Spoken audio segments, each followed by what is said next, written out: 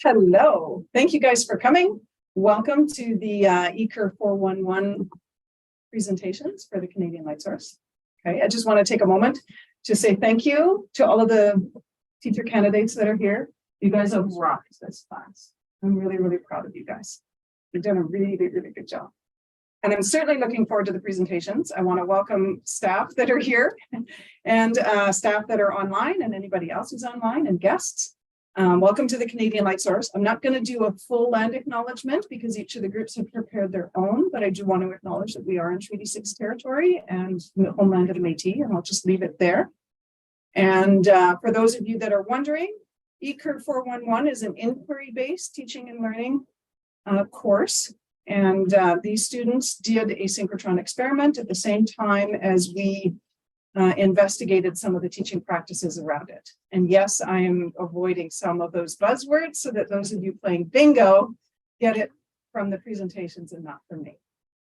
So without any further ado, I'm going to turn up the metal. Awesome, thank you. So yes, our group is Turn Up the Metal. We are examining the sulfur-mediated uptake of iron and copper in the growth process of turnips. So before we begin, we'll start with the land acknowledgement. As we gather here today, we acknowledge we're on Treaty 6 territory in the homeland of the Métis. We pay our respect to the First Nations and Métis ancestors of this place and reaffirm our relationship with one another as we learn and work together for reconciliation. So a quick introduction of our team. We all are fourth year education students completing our bachelor's degrees at the end of this semester. We come from a variety of scientific and non-scientific backgrounds. I know for myself, it's a highly non-scientific background. We have Rachel, Dayton, Evan, Dawson, Nick, and myself, Connor. That's a little bit of an intro to our team. So as we started this whole process, we wanted to frame our thinking. And one of the ways we decided to do that was we made a little acrostic poem or a little anagram to help us with our process. So teamwork is obviously the number one goal that we had at all times. We're working in a group setting. And if you're not working as a team, you're not going to be able to achieve the best possible results. We also wanted to ensure that at all times we had a high level of understanding. If we don't know what we're doing and why we're doing it, there's no real point in even starting. We were conducting research. For myself, at least, it was research that I was very eager to learn a lot about. It was a process that was new to me, unfamiliar to me. So we were spending our time researching. We were nurturing our inquiry pedagogy. This whole course has a main focus on the inquiry process and using that and developing that in a scientific context. And so we nurtured our inquiry pedagogy by learning together as a team and applying what we were talking about in the classroom to the actual scientific research process. So we have a little roadmap of our presentation. So we've broken down into two sections, with the first section talking about the science of our experiment and the data that we gathered, as well as our key findings. And the second section talking about the pedagogy. Pedagogy is the method and philosophy of teaching. So in the science section, we have our research question and early theories, structure of the experiment and the experiment data, as well as key points and examples from the actual time that we spent on the Beamline. And then in our pedagogy section, we've connected it to professional pedagogy. We've connected it to the readings that we were examining throughout this course. We connected it to the concept of group collaboration as a whole and connecting to the scientific experiment. Obviously, scientific experiment is what rooted, forgive me for using a slightly turn-up related term there, but scientific experience is what rooted this whole learning process. So again, we have our first section here, which is our scientific section. So I'm going to give it over to Rachel and she's going to carry on with our data and our process. Okay, so my name is Rachel, as Connor said, and I'm just going to talk us through a little bit of the beginning phases of our research project, the research question that we formulated going forward with this assignment. So our group identified that we had a general interest in plants. Initially, we had thought about looking at nutrient uptake in carrots, but we eventually settled on turnips, partially because they don't take particularly long to germinate. And we had a limited amount of time to grow our specimens before the beam shutdown time. So the question that we settled on was, how does sulfur supplementation impact iron and copper in turnips? And so we wanted to see whether adding sulfur to our different treatment groups would change how the plants uptook iron and copper. So sulfur, and here's just a little information about sulfur and metal interactions in plant development. Sulfur is known to impact a lot of things in plant growth and development. They improve starch content, they increase yield. Sulfur is also a really key contributor in working against different types of biotic and abiotic stress. It's also really important in protein production, especially like in amino acids that contain sulfur. So that would include cytosine, cysteine, methionine. So here's just a little information about previous studies that have involved sulfur and metal. So sulfur plays a crucial role in plant development. Sulfur plays a key role in the uptake of transition metals, especially iron. Iron is really abundant in soils on Earth, but it's often found in the iron 3 form, which is not bioavailable, especially in basic conditions. Sometimes rhizobial bacteria can contribute to some acidification that makes it easier for the plants to uptake the iron. Sulfur also plays a role in the transport of iron from the roots to the shoots. So that's just a little bit of background on what's known about the role of sulfur and metal interactions in plant development. So here's just a little bit about experimental design. We had 7 different treatment groups. Each of them had 5 seedlings. We treated them with different amounts of copper, iron, and sulfur in different combinations, as you can see up here. These were grown on my living room table, and we had about 2 weeks for them to grow. Admittedly, they weren't quite as large as we would have loved for them to be, but we were able to grow them and still analyze them using the synchrotron.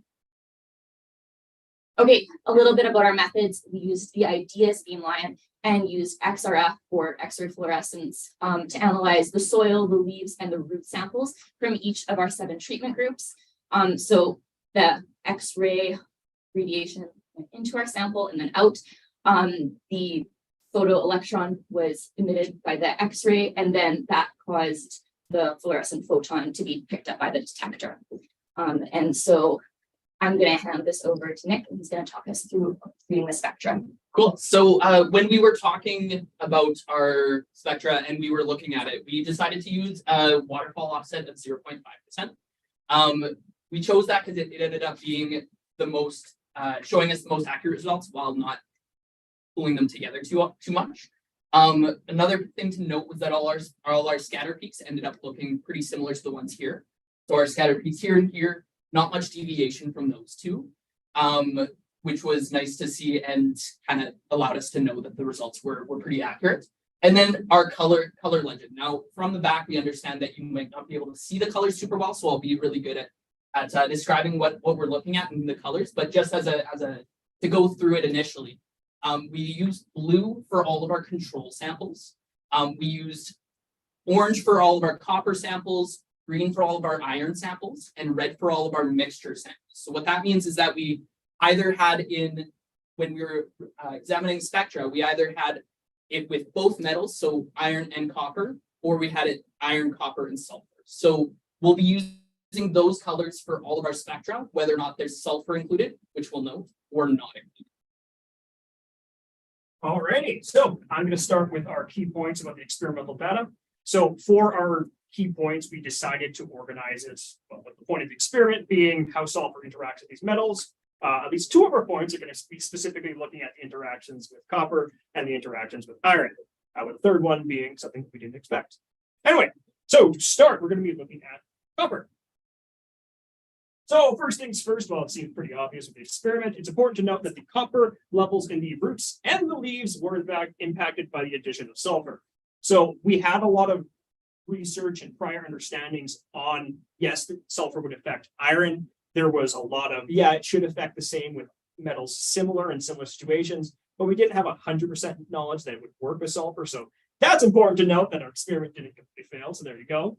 Additionally, it's important to note that it affected both the roots and the leaves, and it actually affected them in a very similar way, depending on which kind of group they are. So as a reminder, there was the sulfur, there was just the copper, then there was copper, iron, and then there was a copper, the iron, copper, iron, and then sulfur versions of each one.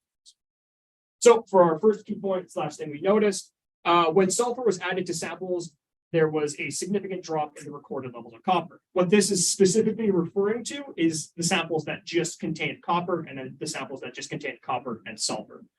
There was a different reaction, which I'll talk about.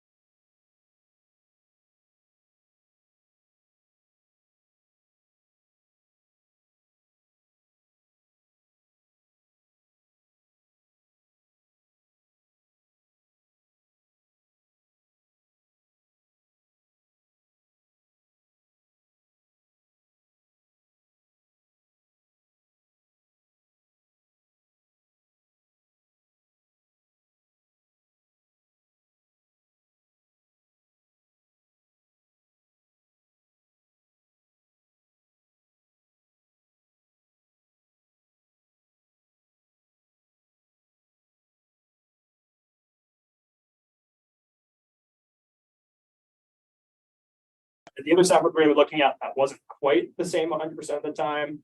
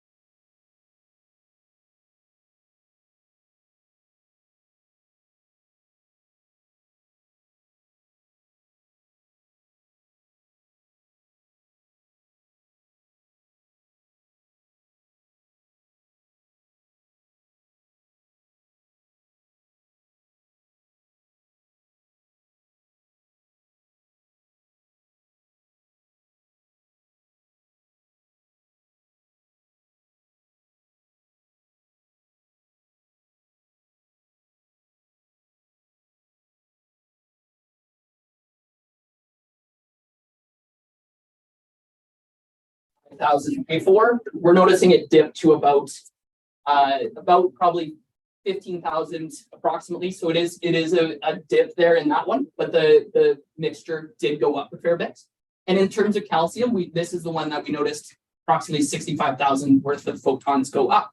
So in the iron sample, we noticed it's roughly approximately about 80,000, whereas before sitting around 15,000. So we noticed quite a big increase there, which was pretty surprising to see that sulfur impacted iron in the turnip so much that it increased quite a lot. In terms of the mixture sample, it did go up. It's not as huge, but it went up to approximately 37,000 ish, which was also a cool increase to see in our study. So I will pass it on as we are moving on to a different section. So hand it off back to Connor. So yeah, now we have completed our first section where we're discussing the scientific process, our experiment, and the data we gathered. Now going to move on to our section of pedagogy. So just a reminder, pedagogy is the method and philosophy of teaching.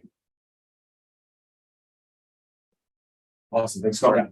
Yeah, so as we talk about the method and philosophy of teaching, this is kind of our big takeaways as education students. It's what we're taking away from our scientific experiment and inquiry and bringing it into the classroom. So using the CLS facility really opened up our eyes as to how close we are geographically to an opportunity that holds such significance to education. I think a lot of teachers, especially in Saskatoon, don't understand how close they are to the opportunities at CLS. And that's something that we were really able to see and experience during the semester. CLS allows students to explore the research profession. One thing that we're not always able to do as educators is connect students with professionals and show them what a career could look like. But using CLS, it would be an easy way to really gateway that process so students can explore research and can meet actual professionals that are working in that career path. Giving students an opportunity to attain certification for a task is also really important. As we think about all the different courses and tests we had to go through to complete, we think about high school students and resumes and different things that they have to complete WMIS or other safety certifications for. And we thought that CLS provides a really awesome opportunity for students to get comfortable with being certified in different areas and in different tasks. Our group work was able to promote work in a discovery environment. Another thing that happens so often inside the classroom is that we give students a textbook, or we give them a reading, or we follow a PowerPoint, and they're just kind of given information. But at CLS, we were able to really work in a discovery format where we were able to pick our topic. We were able to really guide our group pathway into wherever we wanted to go and really follow any rabbit trail that we wanted to explore, which was really, really cool. We were also able to make connections with professionals in their own environment. Not only were we able to meet professionals, but we were able to see them actually doing their job at the computer and work with them. Connections to our readings. During research, we were able to engage with the scientific method and bolster a thriving relationship with contextual science. And anyone that's been inside the College of Education will know that we do a lot of readings, upwards of a couple hundred pages a week usually. So we read about a lot of science, we read about a lot of method, but we're not always able to actually practice it. So it was really unique for us to be able to come in and put that reading and learning into practice. Understanding how our mind gains and retains new knowledge. Lots of times as we were going through our experiment, we were kind of bouncing ideas back and forth, and some of us had more scientific knowledge than others, but through discussion and collaboration, we were able to actually understand how to gain knowledge and how to accomplish a task, how to work in a lab safely, how to. What word did I say? Collaboration. Nice. Awesome. So collaboration is so important. But anyway, we were able to really understand how our minds gain and retain knowledge and hold that and understand the process. We were able to acknowledge previous bias, understanding where we come from. As Connor said, most of us non-science people. So we really don't understand a lot of science. We might have certain biases towards science on what we assume or what we think. So we were able to see those, acknowledge them, and move past them in some areas to gain new understandings. We were able to understand educators' responsibility to ensure FNMI learning strategies, FNMI being First Nation, Métis, and Inuit. And we were able to connect with that a little bit. It was hard for our group. We weren't necessarily on a project that was really, in your face connecting to FNMI content, but we did feel like we were able to connect some of the readings to our project and understanding. We were definitely able to explore in an auditory, visual, and kinesthetic environment. Auditory being hearing, visual being seeing, and kinesthetic being hands-on learning. And that's those three different types of learning. It's something that we focus on a lot in the college. It's the three different ways that students are going to be able to connect to educational information. And at CLS, we found that we were able to engage with all three at a very rapid pace, almost consistently with all three, making it a very high level of learning environment. Digital literacy is also something we were able to engage with, just meaning working with technology, basically. So whether it be working with our phones or our computers as we talk together, we create our PowerPoints, or actually coming in and doing our research project and working with technology that I didn't even really know existed was quite cool to be able to explore and to gain knowledge in that area. We were also able to use scaffolding as a means to develop knowledge. Scaffolding is the process where you bring in a certain specific concept of knowledge in which is built upon over and over, creating a scaffold. So often as teachers, our intent is to bring in a high level of knowledge, but we can just say one phrase and just kind of leave it at that. We need to really be holistic in our thinking and bring in multiple concepts that really stack on top of each other to create a big pyramid as we scaffold. And just in the end of my part here, just a truth and reconciliation call to action that we really felt like we connected the closest to as a group was call to action number 63. We call upon the Council of Ministers in Education Canada to make an annual commitment to Aboriginal educational issues, including sharing information and best practices on teaching curriculum related to residential schools and Aboriginal history. For this one, obviously, we weren't able to make a strong connection to residential schools or Aboriginal history. However, we were able to engage with a little bit of place-based or land-based learning, growing turnips in local soil. So we were able to engage with that a little bit, but as educators in the future, we realized we'd be able to tailor the projects a little bit more towards this. So that's something we wanted to focus on. Building student capacity for intercultural understanding, empathy, and mutual respect. A lot of this was seen in our group work or collaboration as we work together, and identifying teacher training needs relating to all of the above. And that's something that was just so blatant as we went through this process, is we really all became trained in working through these different methods, working in respect and collaboration and with one another. So that concludes what I have to say. I'll pass it over to Still with me, blink twice if you're still following along. I'm going to continue just my favorite part here, which is just how did we grow and how are we going to grow as professionals? So let me see if I can figure this thing out. Okay, nice. Big key concept, big takeaway for our group was responsibility for learning. And throughout our education, we've explored this as teachers quite a lot, that if you can help a student become responsible for their learning, that's going to increase their motivation, it's going to increase their engagement. And eventually the goal is to lead to a lifelong learner because they're going to be enjoying that process. Double bingo? Right on. Our experience, okay, how did we feel responsible for our learning? Beautiful. Good to us. I'm just going to grab your attention 5 more minutes. Okay. Said double. Okay. So our experience at through ECUR and ECUR for 11 and at CLS, how do we feel responsible for our learning? From the get-go, we were given full responsibility of our scientific project. We came up with our own research question. We were given full access to the lab here at CLS to collect our own samples delicately and very carefully. And then ultimately we're given full control of the beam, able to collect data all on our own, which to all of us being able to pass the controller was very surprising for us. To have these professionals trust us with this $1 billion beam was pretty exciting for us, made us feel responsible for our learning, invested us in a research project. So how does that translate to becoming a teacher? We examined our teacher's role throughout this whole process. We examined Gracie's role, and what was she? She was a facilitator, she was a guide. It was all through an inquiry-based education, and it was student-led learning, where we took the driver's seat. We were in the driver's seat. We had full responsibility of our learning, and that's what we can take in.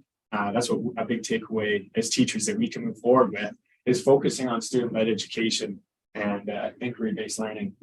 And by those two, what I just mean is that you're letting the students' natural curiosity is drive your education. Final here, last 2 minutes of your time is the last takeaway was our key concept was communication. I think we can all agree that it's an essential skill in whatever workplace you're doing, especially in our line of work as teachers, and then especially with our responsibility of helping these students become well-rounded individuals. And we found that we were given multiple opportunities to develop our communication skills. And that was all through small group collaboration. And it's the 6 of us you see up here, being able to navigate this whole process together. Also through group collaboration. So as a whole class, for those of you who weren't with us this whole term, was constant feedback, constant group collaboration throughout assessment.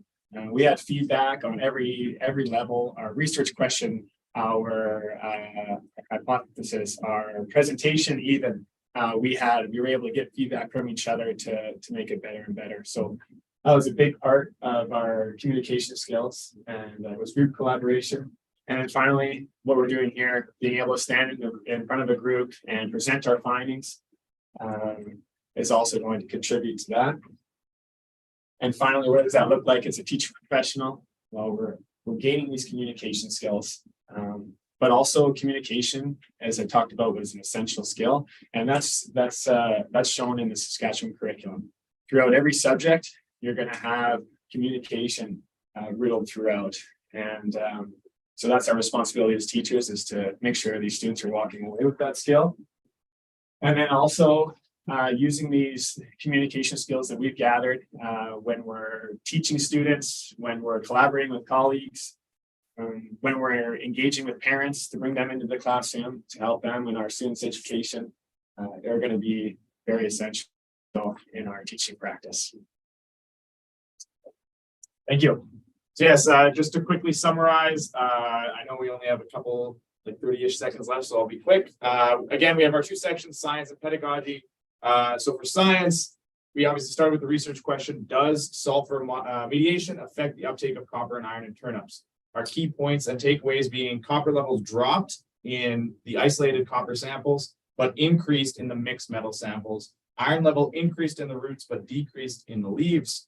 And there was a surprising increase of potassium and calcium that we didn't actually anticipate leading into our experiment. In the pedagogy section, it's acknowledging how close we are to unique learning opportunities like the Canadian Light Source, practicing the concepts that we're talking about in class in a learning environment instead of just talking about them in a bubble. Students becoming lifelong learners by taking responsibility for their own learning process, and communicating being essential to any project.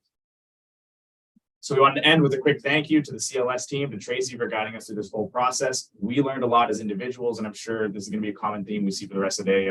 This was a fantastic experience. I loved this class. I believe that's the end of our time, but if anyone has any questions, obviously we're going to be around for the remainder of this. So come and let us know, come and talk to us.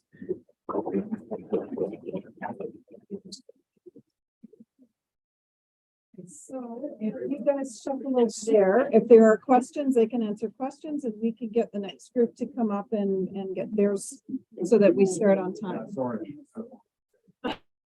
So now we can get started. With no further ado, we're gonna go bananas.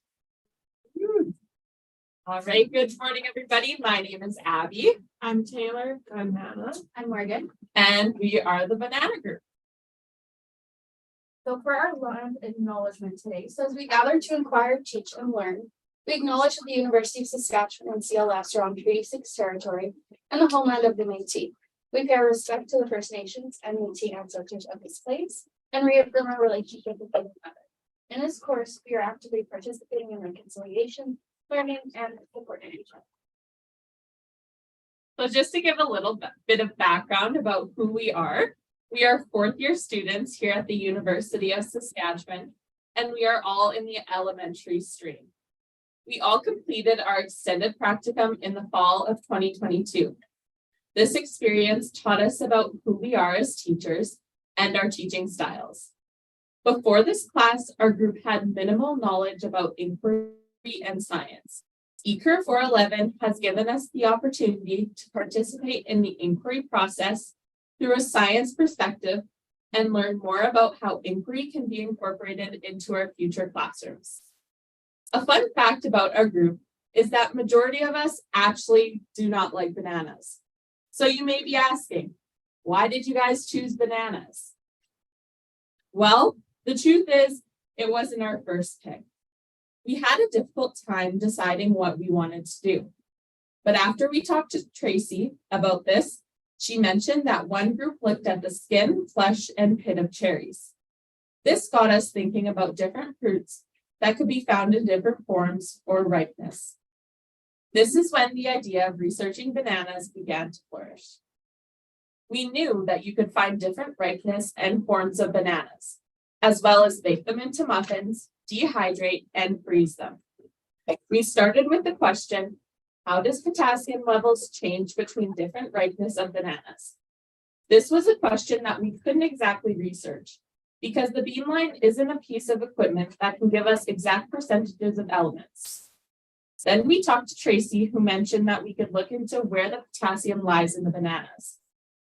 That is when we came up with the research question, does the ripeness of a banana change where the potassium lies in it? Our sights were set on bananas from here on out. Now for a little bit of context about our experiment.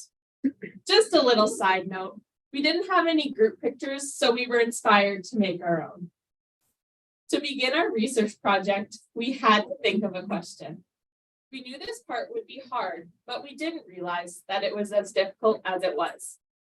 As I mentioned previously, bananas were not our first choice. We went from aluminum-free deodorant to multivitamins to milk to finally bananas. Prior to working with the Beamline, our group did a variety of training to keep us safe and aware of CLS procedures. Our group met at CLS on February 10th to complete our research project. At first, this was an intimidating experience as we were working with very scientific equipment. When we got to the facility, we completed a walkthrough with Tracy, which helped us feel much more confident about what we were about to do. Next up was to prepare our samples. We didn't have much to do to prepare our samples, but it was still a learning process as we had to continuously remind ourselves to disinfect our supplies and change our gloves when working with different samples. Even the slightest contamination could affect the whole data collection. After carefully cutting all of our samples and placing them on a unique structure that would hold the bananas upright, David assisted us in putting the bananas and the detector into place. He then showed us how to operate the Beamline to receive the data. Next was an intimidating part. We got to operate the Beamline for ourselves. We all took turns operating it and collecting the data we needed. Our group not only collected data using the XRF spectra, but we also collected data using the Zanes mapping. Okay, so for all of our samples, they came from Mexico. They were unripe, ripe, overripe, dehydrated, and frozen bananas. Each of our samples were of equal size, so 3 to 4 millimeters thick, which allowed for consistency through all the testing. And when we used the Beamline, each point of data that we collected was from the banana's peel, flesh, and center. We are going to learn how to read the XRF spectra. So XRF spectra are created when the synchrotron's X-ray beam is absorbed. It emits a photon, and when detected and analyzed, results in an XRF spectrum. When looking at the spectra, it shows how many photons on our y-axis of each energy, which is the x-axis, reach the detector, which relates to an element on the periodic table. Here we have the blue line, which is the overripe banana center, and the orange line, which is the ripe banana center. So when we look at the spectra, we can see 2 peaks. When we zoom in to the second peak to see it up a little closer, we can pull off the XRF cheat sheet, which gives us the energy levels for each of the large and small peaks of all the elements, which will help us identify this one as for reading the XRF bar spectra. When you look at the bar spectra data, we must take into account the consistency between all of our samples. This has allowed us to be able to analyze our data with these bars. It takes all the elements we selected and looks at the relative peak height and places the elements into a 1.0 ratio. This shows us a reflective ratio of the amount of each element within each sample. When looking at our Zanes mapping, along the right-hand side, you will see scale. And we bring it up more, like bigger. The warmer the color, the more the element is found within that area of the cross-section, and the cooler the color, the less that the element is found. So when we look at this mapping, we can see that for copper, there is a hot spot within the middle of our cross-section. We would like to provide a data disclaimer for our results. When we began our mapping trailing, it was off the side of the banana, and because of this, every time we conducted A new map, it started in a different location, thus it isn't consistent with all ripenesses of banana. We recognize that our data may be slightly inaccurate, but generally speaking, we believe that our XRF data and mapping data are consistent with one another. Looking ahead, if we had time to review and spend more time focused on this, we would have redone our mapping of bananas and worked more closely with experts so we could better understand these limits. So just an overview of our scientific points. Our first point that we found in our data was the movement of potassium from 3 ripeness stages, so unripe, ripe, and then overripe. And the potassium moved from the peel to the center of the banana. Our second point is the consistency of elements in the flesh of the banana. So we took 2 points from the fleshes of our banana, and they're pretty consistent with our XRF graphs. And the elements in our dehydrated bananas were also quite interesting.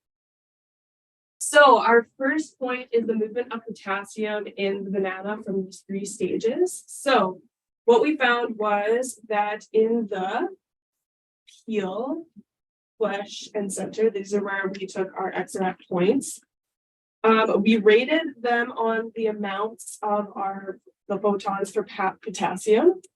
And what we found was it was the highest in the unripe stage in the peel, highest in the ripe stage in the flesh, and highest in the center of the overripe stage. So as you can see in this graph, it gradually moves from the peel to the center of the overripe banana.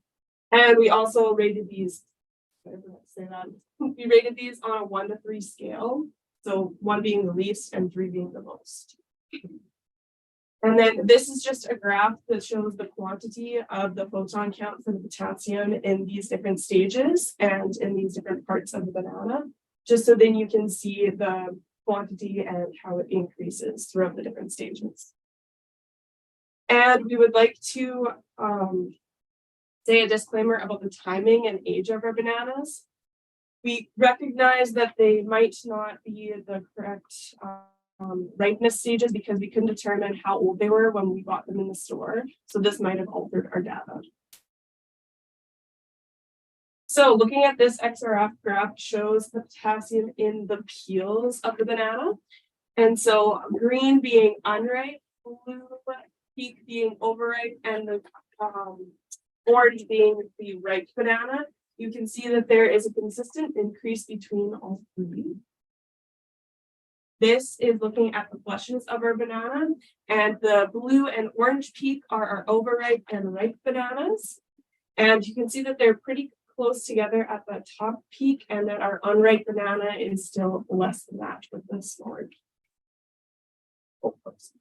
And this is our XRF data for our centers of our banana. And as you can see, the overripe banana, which is the blue peak, is significantly more than our other peaks.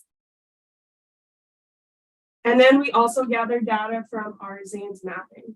And where we conducted our mapping was in the center of the banana. So this part of our cross-section of our banana, it included the center.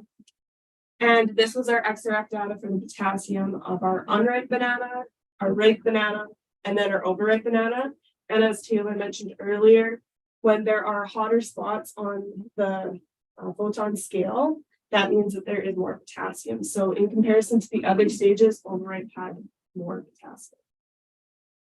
All right, so our next scientific point that we thought was interesting was the amount of potassium in one tested point of the flesh versus the other side of the banana.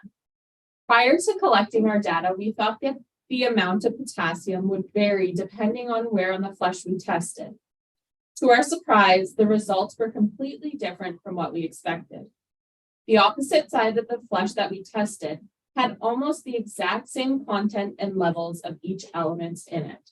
So if you take a look at the graphs, on top, we have the right flesh of the banana, and on the bottom, we have the left flesh. And you can see that we have the same 7 elements that are found in both and almost the same content. The only thing that varies is the potassium, which is in blue, and bromine, which is in orange.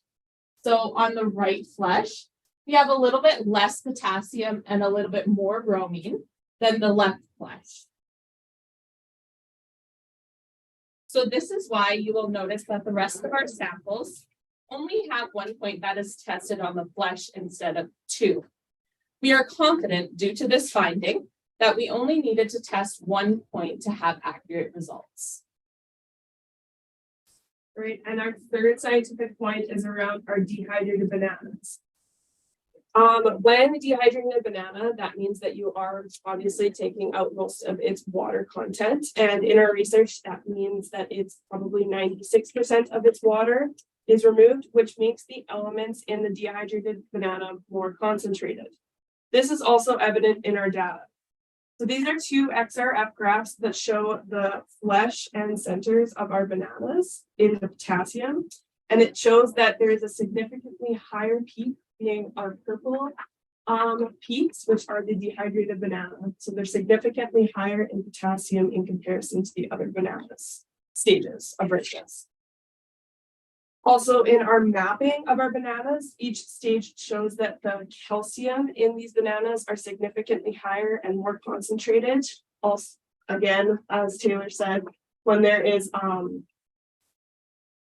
darker color on the proton scale, then that means that there is more calcium or that element in that banana. And here is a full graph of our other elements that we found in our banana samples. And the blue peaks are the dehydrated banana samples. So as you can see, the blue peaks are larger in potassium, calcium, iron, copper, and zinc. I would also like to note that we also found manganese, phosphorus, bromine, and selenium in our samples. This leads right into our FMI connection, which is First Nations, Métis, and Inuit. What we were interested in as a group was northern communities and the food security in those communities.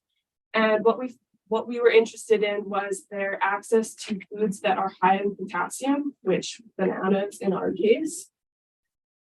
So in a quick search, we examined some articles and found that 3 bananas in a Yukon Indigenous community in the north was $7.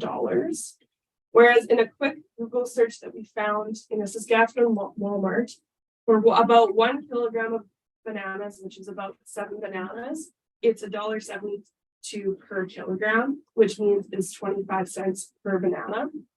And looking at this article and comparing it to the data we found for Saskatchewan, this means in this Yukon article, it would be $2.33 per banana, which would mean it would be $16.33 for 7 bananas.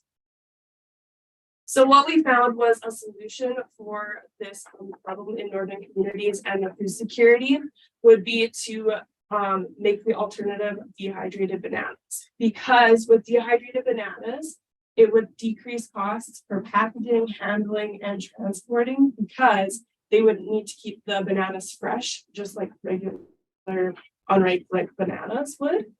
And they would also be smaller in size, increasing the amount that can be sent to them.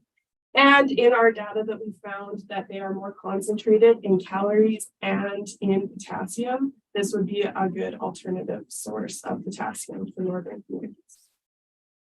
Okay, so now as we enter the more pedagogical side, you may be wondering what inquiry and pedagogy are. So inquiry-based learning is a way of teaching that allows students to take learning into their own hands.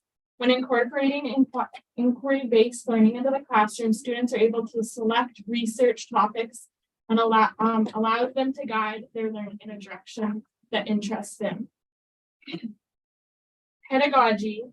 So every teacher has a pedagogy and every teacher's will be a little bit different, but put simply, a pedagogy is many various concepts, ideas, methods, and practices woven together into one item that represents a teacher's view on education and how they believe it is best to approach the teacher.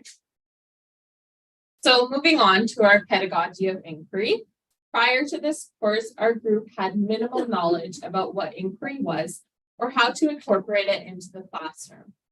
At the beginning of the course, we discussed a lot about what inquiry was and the different levels of inquiry we could follow and use in our classroom.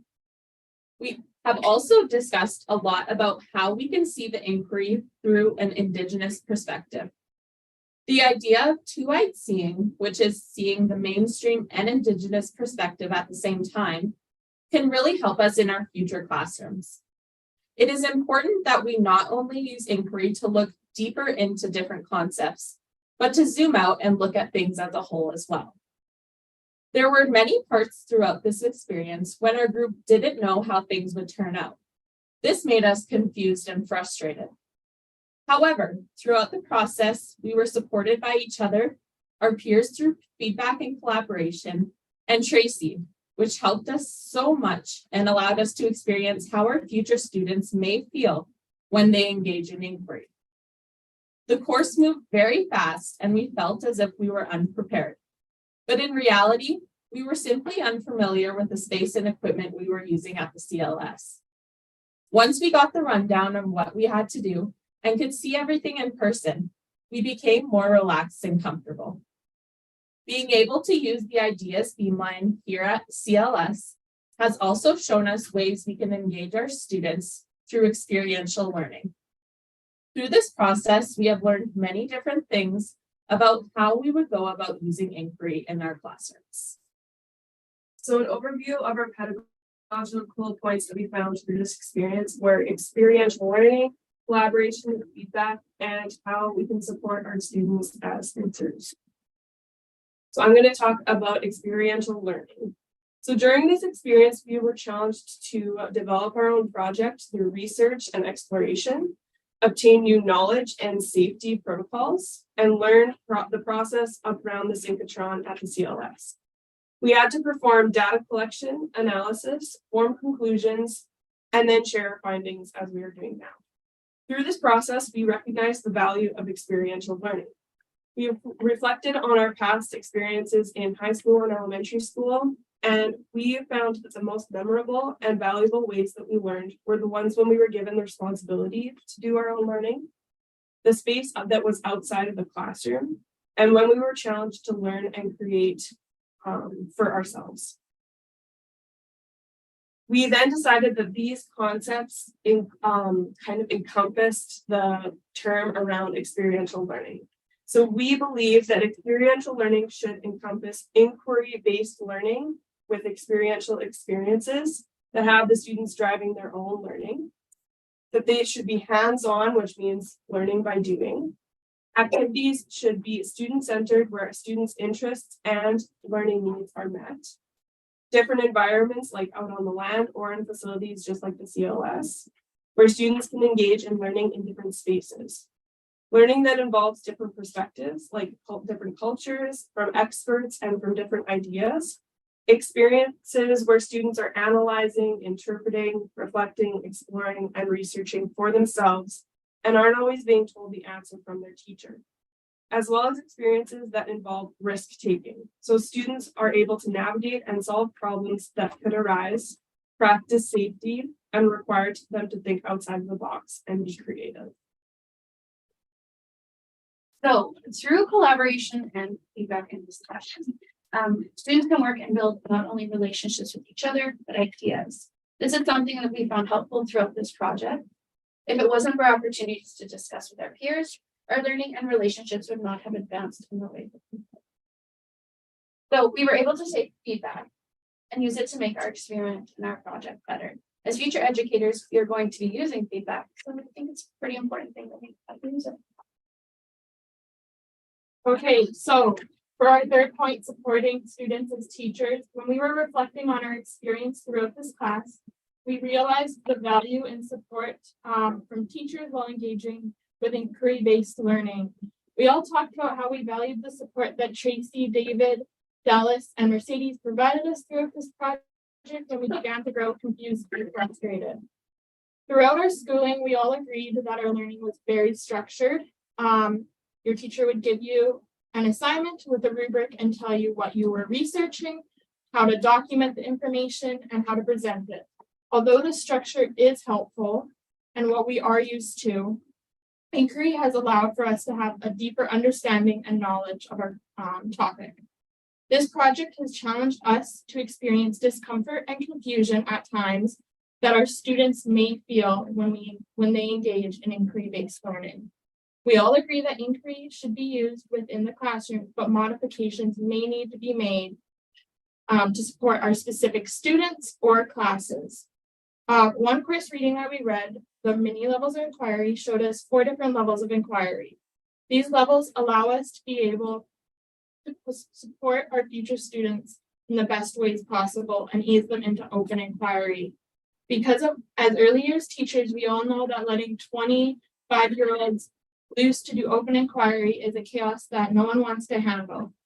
Instead, we can work our way through the different levels, and as students begin to understand, we can continue through, advance through the continuum.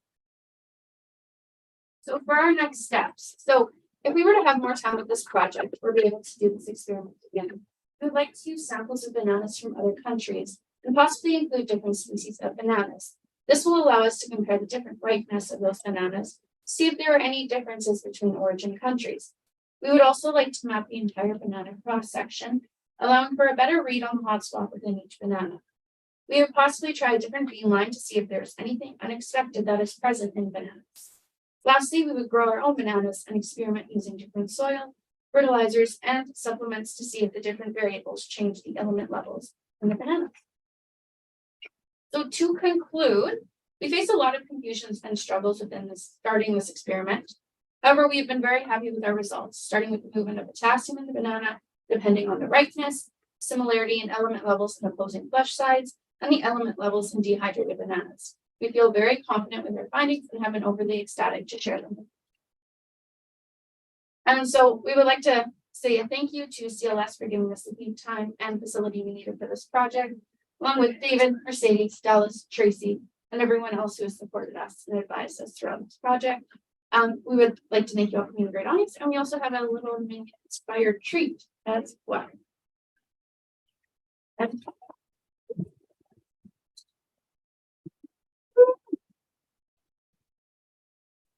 think what we're gonna do is we have a bag of little minion treats. I think we're just gonna pass them around while the next group is kind of getting ready. Gonna throw them at people. Yeah. No. That has noted. Yeah. Are there questions?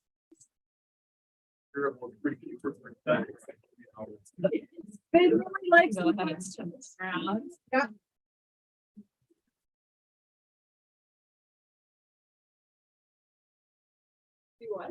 What stage of ripeness would you suggest people eat their banana?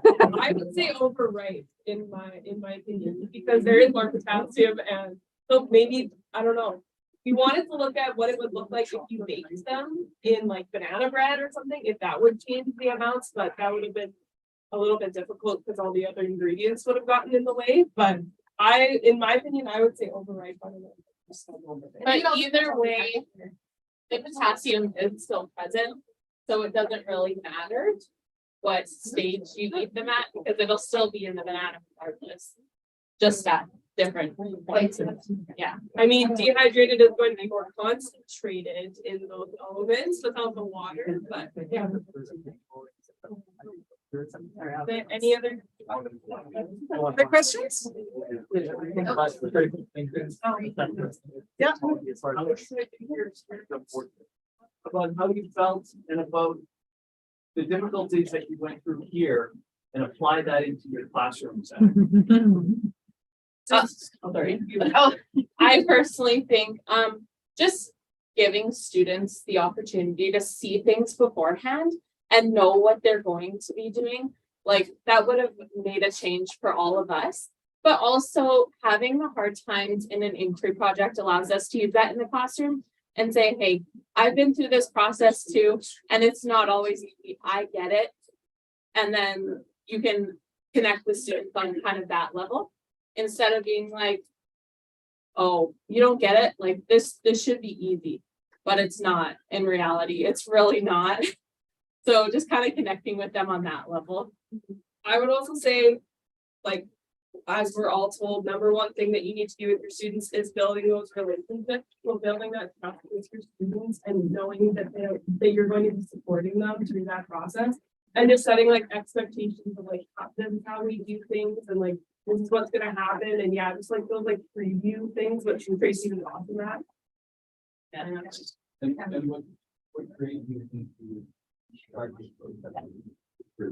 Well, with inquiry, Yeah. That maybe not open inquiry, but we can be more structured and move our way through the year to opening. yes, that's the nice thing about inquiry is it starts off, you can start very controlled. And then as depending on your group of students, all groups of students are gonna be different. You can slowly take away those controls and you can give them a little more freedom versus starting straight on with open inquiry and you're gonna have students lost and confused and yeah, not a good idea. Yeah, so really you could start it at any age. Right. Well done. So we're gonna kick things started again with the next group coming up. I don't have a funky little pun for turmeric though. That's okay. It's spicy. Is that happening? You're gonna- Oh, yes, we're gonna get spicy now. There with you the next go. group. Very good. Thank you. Not too spicy. No, are you sure? Yeah, we're sure. We are live on YouTube. Okay, so yeah, you can have a presentation on turmeric. I'm Brittany. I'm Cam. I'm JC. Okay, and we're gonna start off with the land acknowledgement. So of course, we are on Treaty 6 land. We acknowledge and reaffirm our relationship with the land and with the peoples of this land. And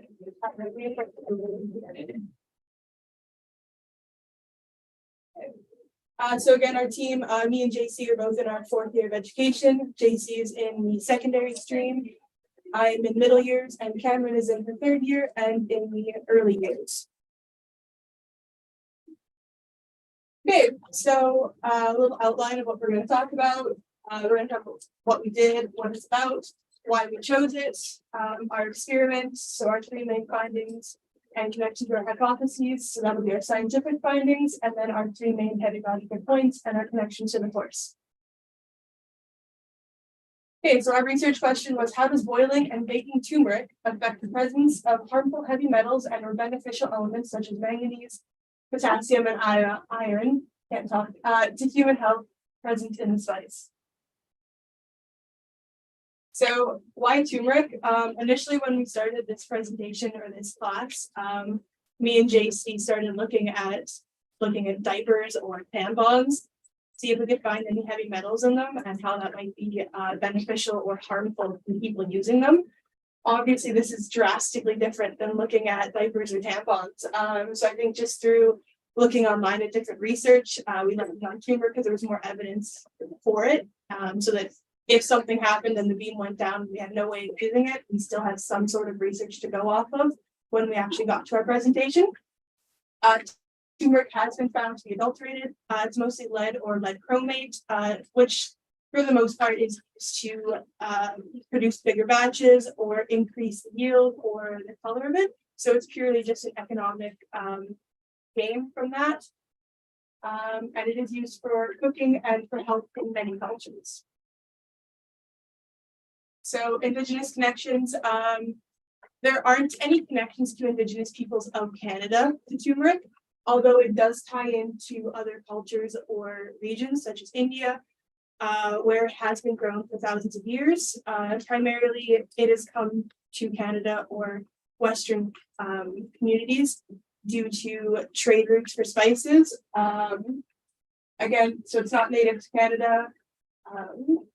And it's often used for homeopathic remedies in medicines. It's used in cooking, in cultures, for religious rites, as well as just different cultural practices. So our experimental setup. So we did 7 different brands. We had, I know it says 7 brands of ground turmeric. It was 6, and then 1 brand of dried root. So a total of 33 samples. So we put everything through 2 different tests. We would bake them at 375 degrees for 15 minutes. And then we boiled them. That kind of depended on each person, how long it was boiled for. We did take some of the water from what it was boiled in, along with some tap water. We did make a little bit of an error in the tap water, in the fact that we did not take it from home where we had boiled it and ended up taking it from the lab here as a control.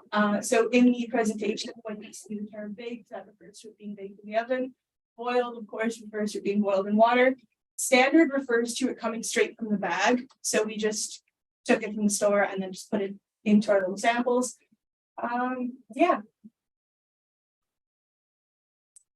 All right, so to do this testing, we also use the IDEAS beam, which works with X-ray fluorescence, and my very strong knowledge on it tells me that X-rays, or like high energy X-rays, are shot at the sample, and then when appropriate energy levels are able to remove an electron from like the inner orbit, an inner orbit, and then it's super unstable. So to become more stable, one of the electrons from the outside ring pops back onto the inside ring, and then in so doing it releases like a secondary X-ray, and then those photons are picked up from the fancy machine.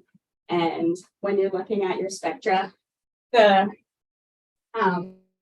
x-axis, so that is like the energy levels, represents the elements that specific X-ray had the same energy that could pop off the electron. So the peaks, the y-axis refers to more of like a general relative amount of each element, and then where it is on that graph shows us which element is present. So we didn't find too many huge findings in this presentation, but one we were happy to find is that there were no harmful metals. It would have been kind of fun and scandalous if we had, but we didn't, so that's good. What we did find that the IDEAS thing was able to pick up was potassium, calcium, the titanium, if you zoom in super far, it's so tiny. But I thought it was interesting, so I still included it, even though you can't really see it. Manganese, iron, copper, zinc, and bromine. And we did do just a little bit of research to understand like how these are used in our bodies and if they are harmful. So most of them are micronutrients that your body does need and are just like in the everyday foods we eat. So for example, like potassium and calcium are really important cations within our cells, and they do a lot of different things, but mainly they can they're the cations that bounce over cells or in between cell walls and then can conduct all of our nerve information. So they're super important. Iron and copper, one of the things they're used for is the production of hemoglobin. Zinc is used in lots of things, but including immune function and wound healing. And then we were curious if bromine was used in the body. And apparently it is. There's been recent studies that have found that it's used in tissue development. Don't know a whole lot about that. And then the titanium, I didn't find that it's like needed in the body, but it is present in a lot of the foods we eat. So it's used as a preservative and like a whitening agent, apparently. Oh, what's that donut company? Oh, I can't remember. No. Dunkin' Donuts. Oh, Dunkin' Donuts has like loads of titanium on top of their donuts as like a whitening powder. So they don't anymore, but maybe that's interesting.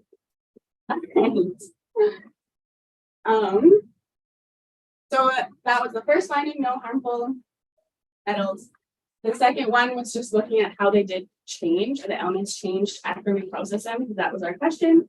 So the most like consistent and noticeable changes were just in the ones that were boiled. So we'll just focus on that. So 2 out of 6 samples lowered in magnesium, 4 out of 6 samples lowered in potassium, 5 out of 6 samples lowered in zinc, and 6 out of 6 samples lowered in iron. Not to go through like a bunch of graphs and bore you. So here is just the iron one that was found to go down in every single sample. So the green in both of them is the control, so just right out of the bag. And then the boiled one is the blue. So it did drop a little bit more in some samples compared to others, but it consistently dropped.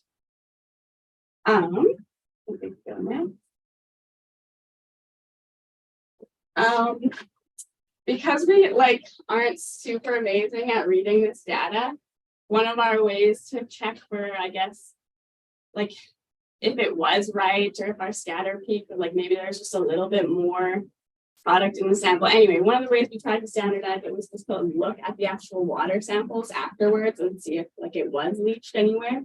So we did, the only thing we found in the water samples were iron. So we're gonna more conclusively say that iron changed within those samples after boiling, and potentially other ones did too, but we couldn't find them in the water samples.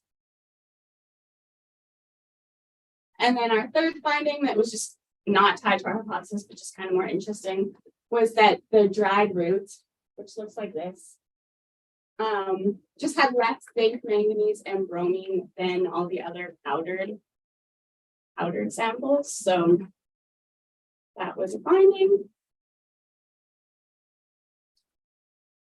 So just to recap, no harmful metals. The root has slightly different elements, and then potentially there was some elements that changed after boiling, although the next slide kind of speaks to how maybe our scientific experiment was not perfect. We were less about proving our scientific knowledge, and it was more so a learning journey. So some of the mistakes we might have made was, like Brittany said, we forgot to take a water sample from our houses. So we just used one from the CLS to compare as a standard. It was suggested to us that we test also the little tape that holds on the samples to see what might be on there and see if there was anything there, but we didn't do that. And also we gave the sample size as a good eyeball. We didn't weigh them. So potentially there was like more weights or more product in the samples that we ran. And one I didn't mention was also that we did try to do the processing, so the boiling and baking, like quite a few days before the testing to make sure they're all like dried properly.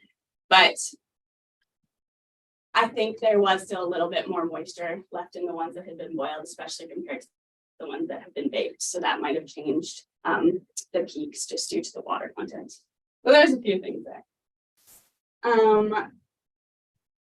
We didn't really go beyond the scope of our research question, but some further research that might be interesting to do is to compare, like, because all these turmeric samples are from different areas in the world, it might be interesting to compare what elements are there compared to where on the planet they were grown. So maybe like there's more obviously like iron and different metal content in soil across the world. That might be interesting. And then maybe to look more into where the elements are found within the root. So kind of like the banana team did, and maybe looking at if processing it changes the elements in any way. Okay, so a couple of key terms are pedagogy and inquiry. So pedagogy refers to the theoretical and practical application in which someone teaches. So it looks at academic and theoretical ideas as well as your experience going into it.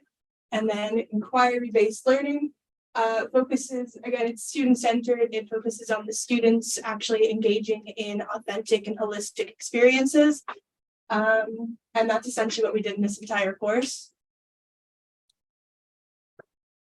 Yeah, so why is inquiry-based learning or project-based learning important in schools? It encourages creativity, increases motivation for students and their attitudes toward learning, improves work habits when you're actually doing something that you're interested in and something that you've developed with your group mates. You're going to have a more positive attitude coming to school.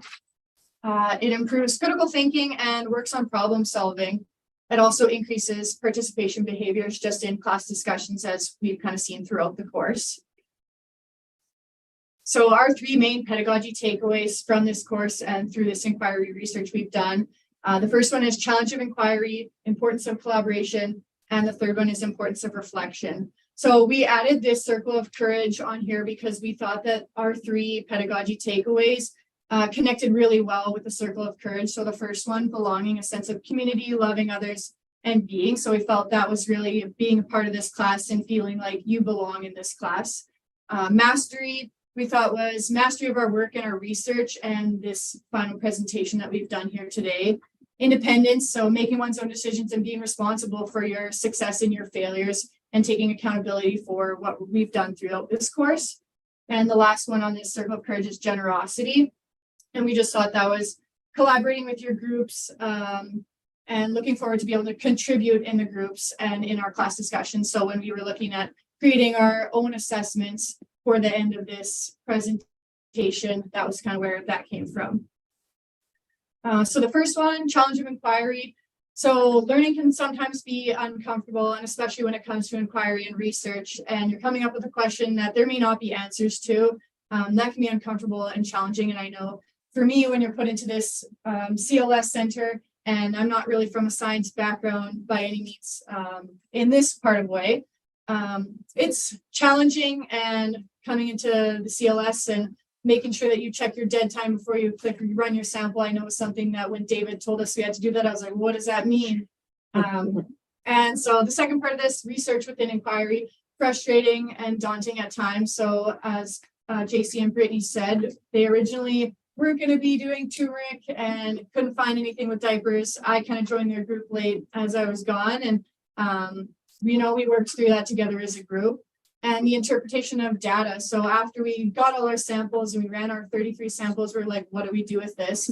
And kind of the fear of not understanding and coming to the presentation today and not knowing what to say or how to get our key findings across to all of you was something that we thought was important to share as well.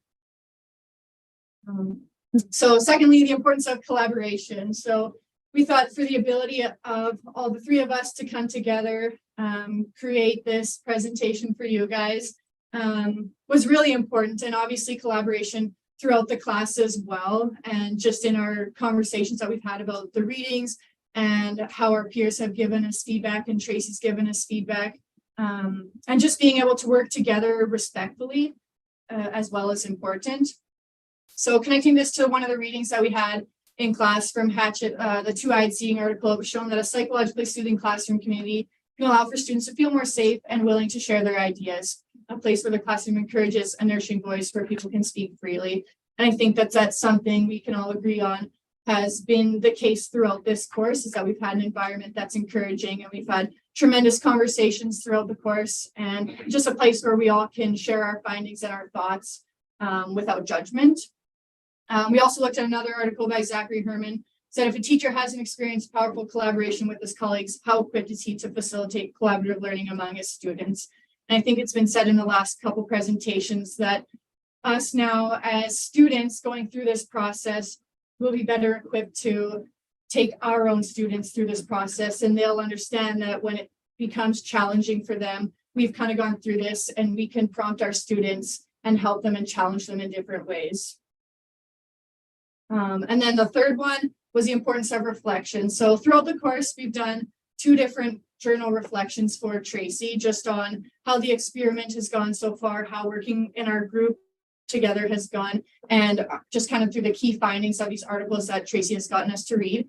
And we as a group felt that the importance of reflection is critical in schools, especially for students being able to reflect on your learning and your takeaways and things that have been challenging for you, just to be able to progress as a student and work through that. And also the reflection on the part of the teacher. So reflecting on what kind of things could I have done better for my students, and what can I do differently next time to help them along. And as well as for future courses, like I'm sure Tracy does reflection for this kind of course too. And we help her with our feedback as well. So I think that's really important. So just to recap, obviously our presentation was about turmeric and our 3 scientific findings: no harmful elements. There might be leaching and lost elements due to boiling, and then there were different elements in the root. Our 3 pedagogical takeaways: challenge of inquiry, importance of collaboration, and the importance of reflection. And we just want to take a moment to say thank you to CLS for letting us use the ideas beam, David for being there, Mercedes and Dallas for being there to help us set up our samples and kind of support us throughout that. And Tracy as well for all the support that she's given us. And lastly, to our peers, just for all your feedback and great conversations we've had throughout the term. So thank you.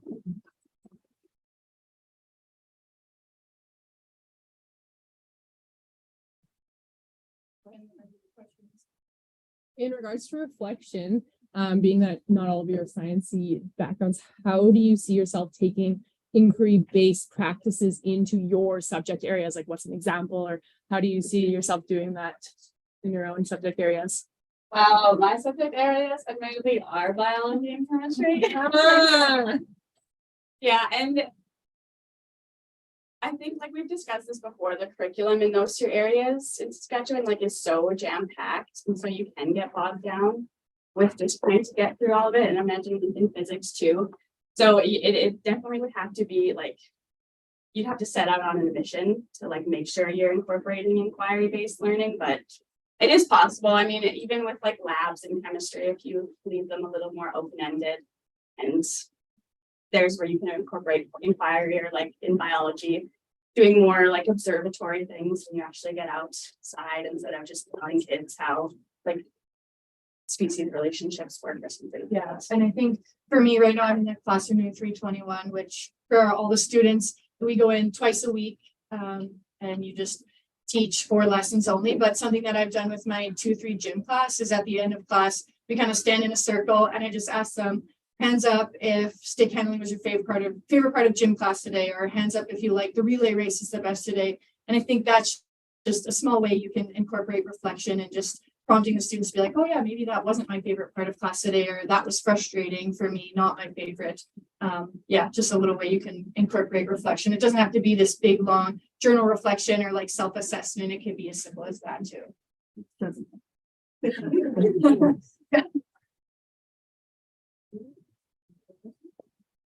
Thank you.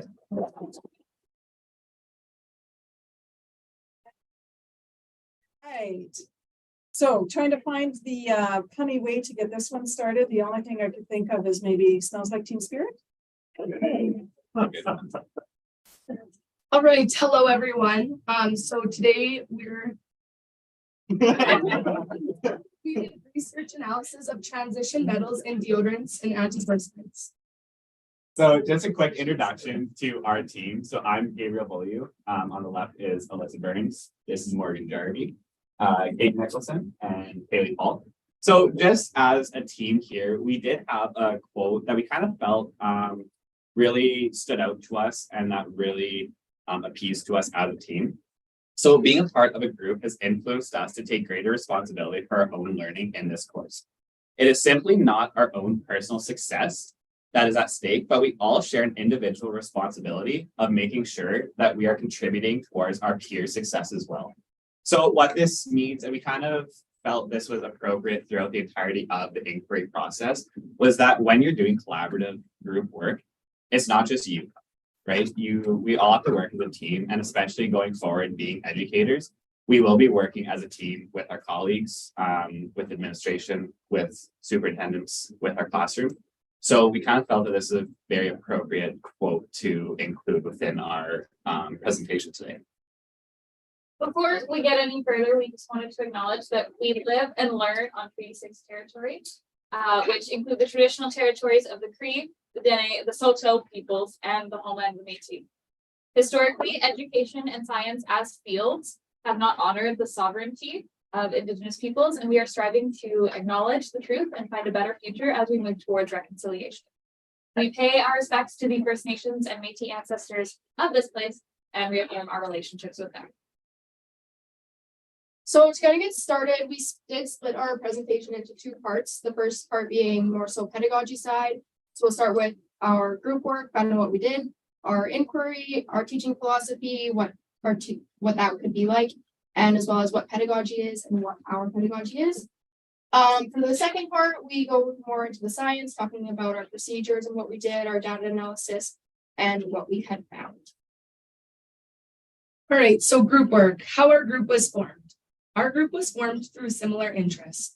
On the first number of classes, Tracy invited us as a class to mingle amongst ourselves until we found peers which had aligning interests to our own. How interests aligned. Team alignment is defined as the idea that each team member within our group collaborates to work towards a shared goal. Our team did just that, starting from strangers who found similar interests in investigating personal hygiene products to a close-knit team, all coming together with our individual skills to form this very presentation. How our group grew together. As previously mentioned, at the beginning of the term, most of us were strangers. Through countless hours spent together, these strangers turned into friends. We took this project and grew together from it. Our once individual skills amalgamated into a group, and from there we began our journey together. So what is inquiry? Inquiry is self-guided investigation regarding student interest. The act of inquiry is ongoing through an individual's life. It can take forms in many ways, including but not limited to asking questions, critical thinking, finding and applying information, group work, etc. How did our project use inquiry? Our project began by finding a group of peers whose interests aligned with our own. From here, our group was tasked with forming a research question that could not be simply Googled. Next, we began to investigate our proposed question. That being, is there a difference in transition metals between brands of deodorants versus antiperspirants? Continuing on, our group was challenged with how we could create samples for our beam time that would allow for the most accurate results. Finally, our group sifted through all of the data collected to find the most important results we wanted to share with you today. What did we learn about inquiry through our process? Through the entirety of this process, we agreed that we've learned a lot during this experience. One of our biggest takeaways from this experience is that inquiry can be tricky. At times, we found ourselves at dead ends when researching our question. This is where we learned the art of revisement. When we got stuck, we motivated each other to keep going as we created a new focus question. So in regards to any First Nations, Métis, Inuit connections, we started off by looking into any Indigenous branded deodorants. So we did find the Ojibwe Naturals deodorant. We did reach out, but we didn't hear anything back, unfortunately. So then we were kind of like, well, what the heck do we do now? And we were kind of diving into it really deep, we found, and kind of moving towards it not being more so meaningful and authentic. And like Tracy said, it's not about the content, but rather the way you approached it. With that being said, I think we kind of knew the importance of incorporating it, and we just didn't want to come off as being tokenistic or anything like that. As for the two-eyed seeing article that we had read in class, this kind of spoke out to us a lot. It talked about seeing the strengths of both colonized world and both an Indigenous world, and asks that the user see through both lenses simultaneously. So the lens is kind of talking about the Indigenous lens being looking at things holistically and as a whole, whereas the mainstream lens more so looks at it in a very specific way and guiding it.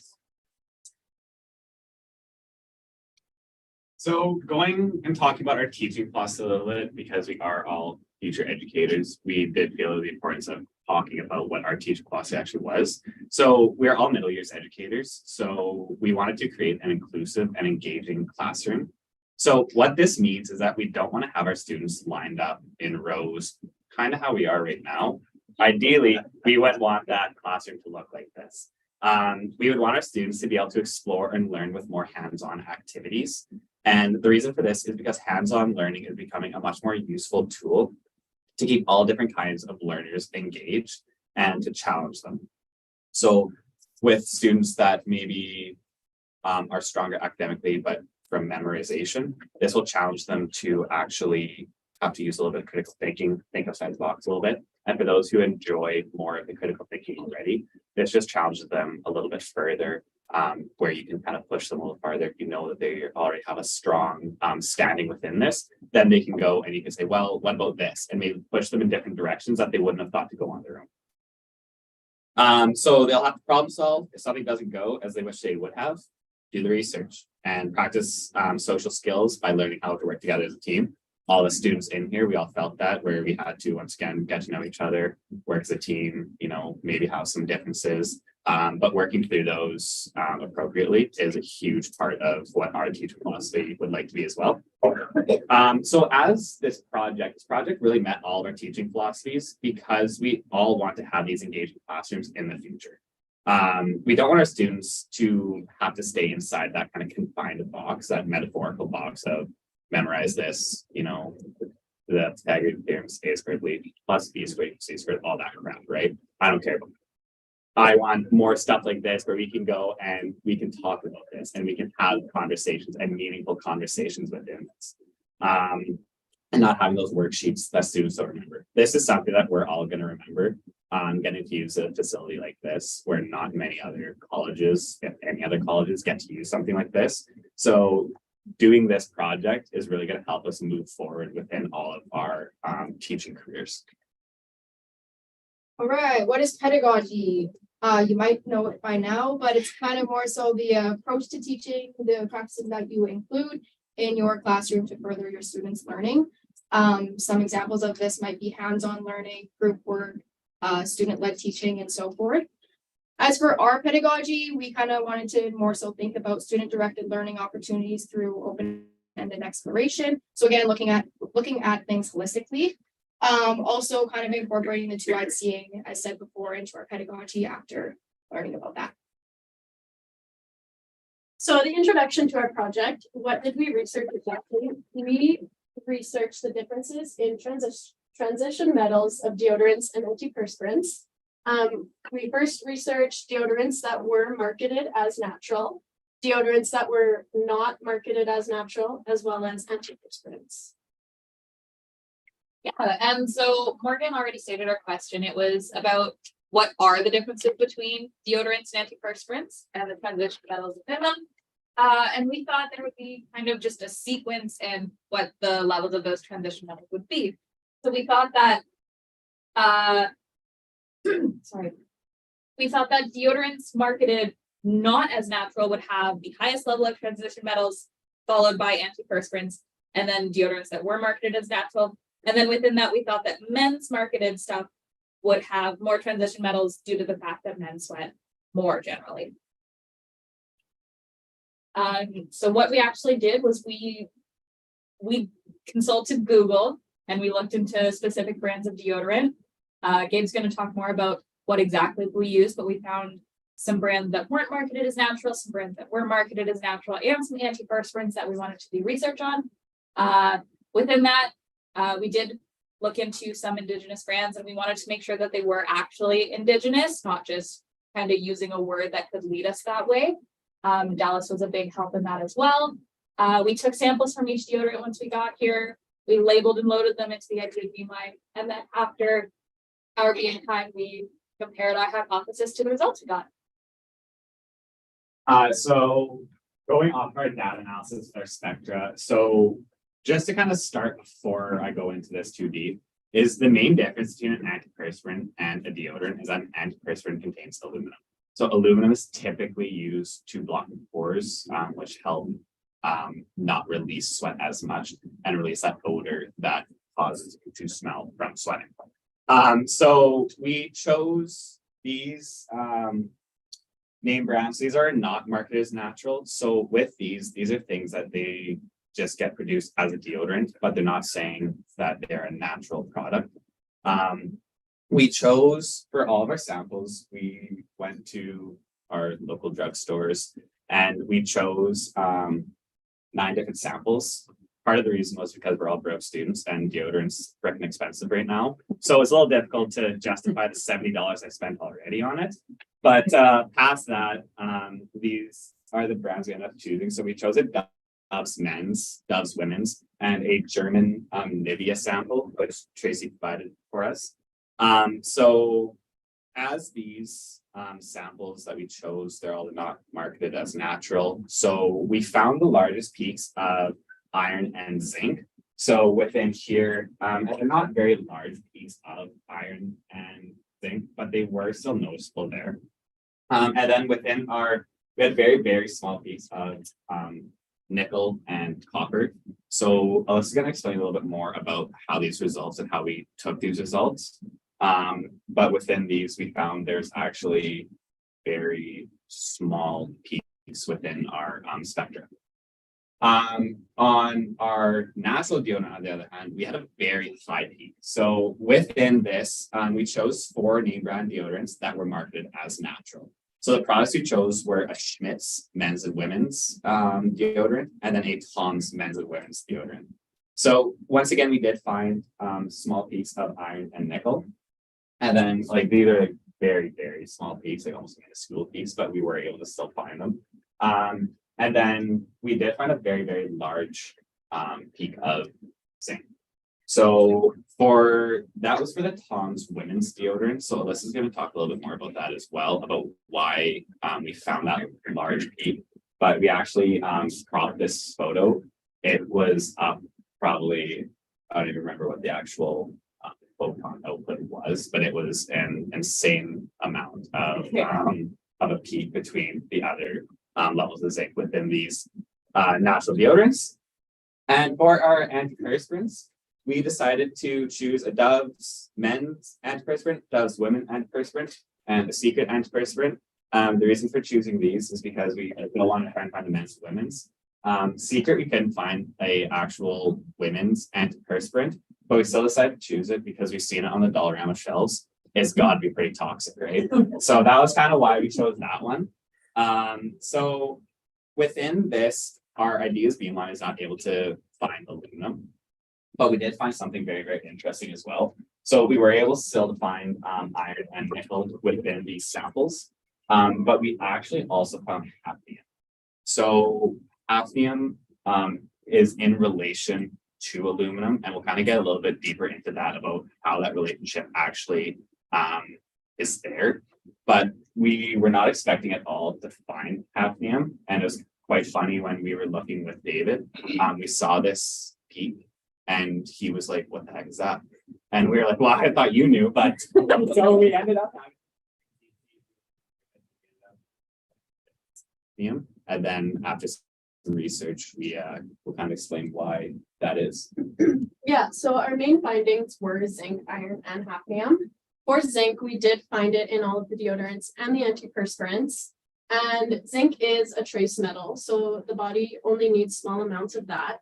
And commonly in deodorants is zinc oxide, and it's a common natural mineral used for centuries in deodorant products. So when we sweat, our natural skin bacteria multiplies by feeding off the sweat material. So then the natural bacteria and the new bacteria interact with the components in sweat to create new molecules that are responsible for the odor that comes with sweat.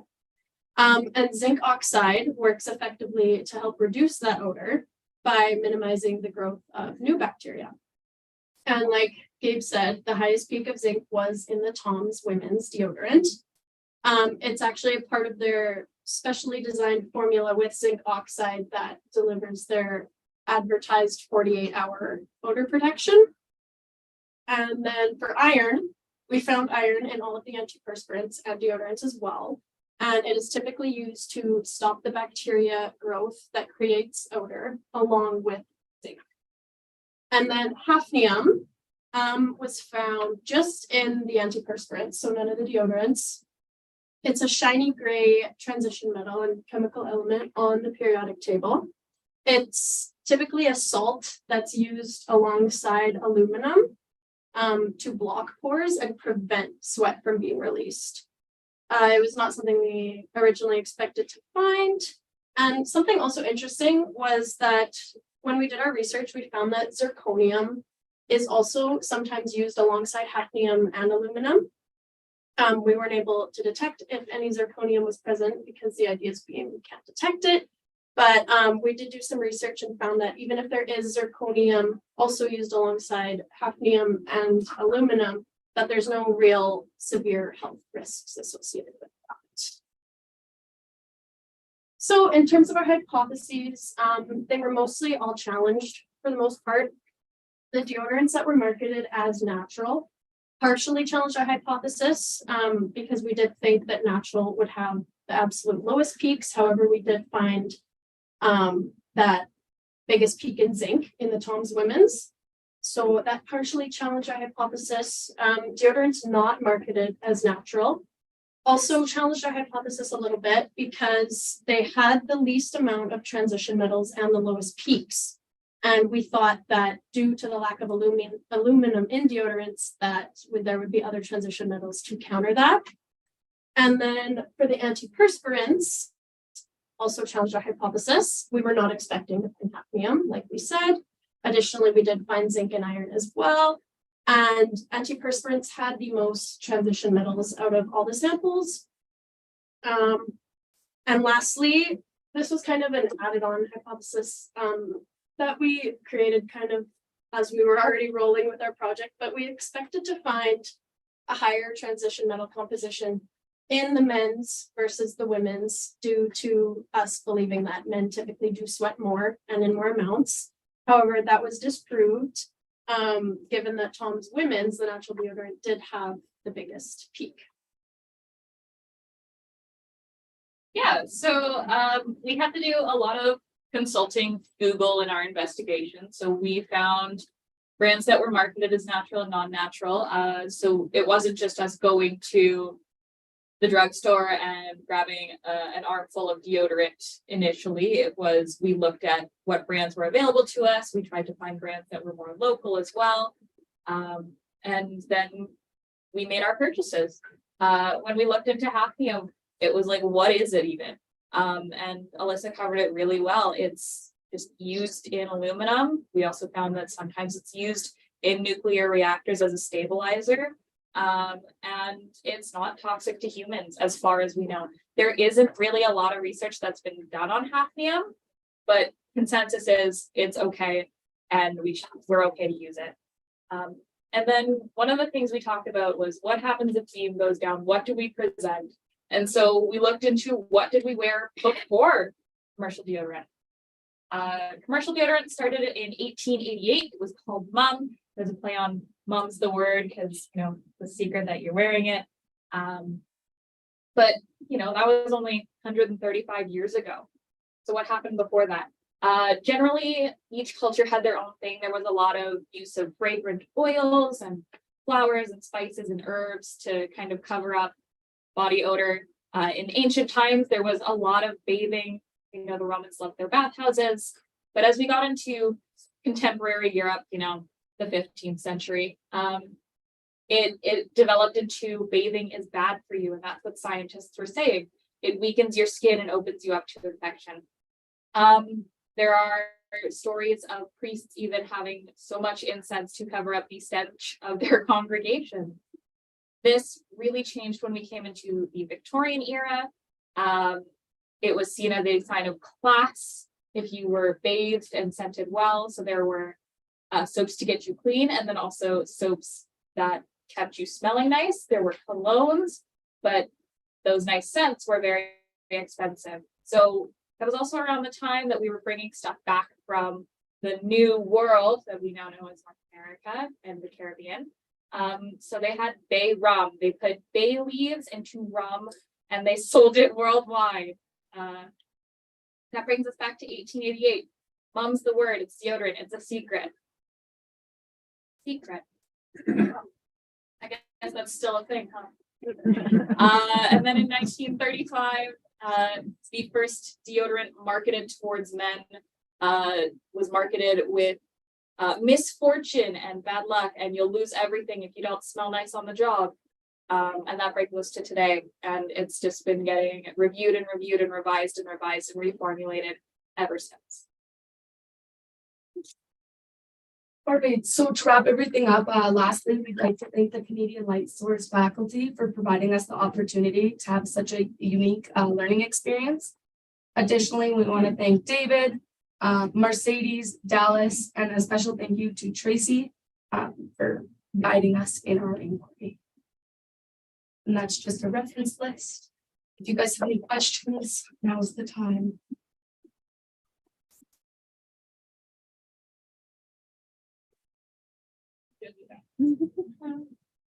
I was wondering if you were going to continue this experiment, if you would be interested in looking at like unscented versus scented deodorants and seeing, because maybe scented deodorants, they don't have to have as many chemicals in them to cover up the scent because they've got a different scent going on, whereas unscented, they're seen as being, oh, there's no fake scent, they're more healthy, but maybe they have more chemicals to cover up that scent.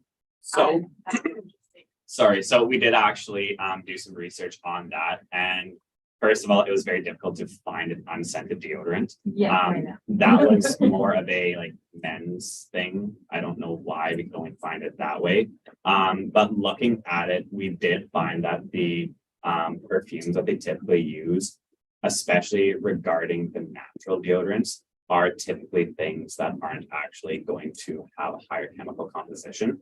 The ones that we couldn't find were those non-marketed as natural ones, because they are probably pumped full of a decent amount of chemicals to allow that scent to kind of go. But we kind of did a little research on it as well, where it's not much different than the perfume that or cologne that we spray on our bodies every day. It's just that deodorant is actually getting put directly on your skin a little bit more than what that perfume and cologne is. So that was kind of the research that we did on that. And we did also look at from the start about the scent versus unscented, and just the difficulty of finding an unscented brand kind of steered us away from it. And that's when we kind of transitioned more into the men's versus women's. Yeah, trust me, I know. I can't have scent. Yeah. So there's only 2 that I found. Yeah. But yeah. Anybody else have any other questions? Yes, at the back there. Do you find a big difference between the men's and the women's? Other than the zinc that we found, like with the spike of zinc in the Tom's women's, we actually didn't find as much as we had hoped. We kind of were hoping that we were going to find a very large difference in it. But unfortunately, we really didn't. We kind of looked at it to see, again, with the sense of men's versus women's, like the men's scents are, you know, like your charcoal and like your, you know, whatever it is. So, right. So we kind of looked at stuff like that, and on like with our investigation, we didn't find too much of a difference between them, actually, other than the spike in zinc for the Tom's women's. Was it through like research that you found that men sweat more than women, or is that your team's anecdotal? So it was kind of a combination. We did try to find where we could find something that said that men do typically produce more sweat. Some articles said that they did, some articles said that they didn't. So that one was just kind of, again, more of our own kind of approach to it. We kind of looked at like, we think this is what it is. But after doing research, we found a wide variety of articles that kind of said one way or the other. One was for one was for the other. So yeah. It's also traditionally and historically speaking, men technically are larger in height and in weight as well. So they have a little more body surface area. So there is a little more space for sweating to happen as well, I think is what steered us there a little bit too. But yeah, Gabe put it really well. Did your research change any of your group mates' perceptions? Like, oh man, I sweat a lot, I should use women's Toms. Like, for me, no, because I ended up switching already. I did use Antiperspirant, and I ended up switching from a deodorant a few years ago, and now I just buy whatever I can afford. That's that. I don't know if I can speak on anyone else. I don't know if I'm saying. Kind of whatever's on sale. Yeah. Yeah. What do you use and why? Like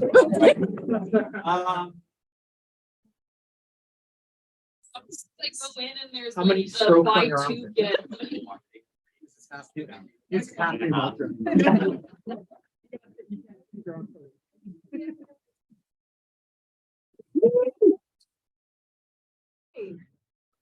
So apparently it is the first day of baseball season. And so our chocolatey group is all set up to knock it out of the park. Yes, welcome to the sweetest presentation. And we're looking at, is chocolate good for you?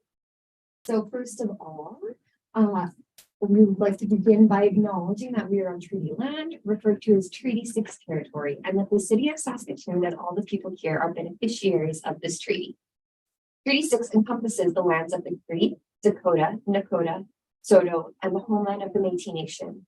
We are dedicated to ensuring that the spirit of reconciliation and Treaty 6 is honored and respected.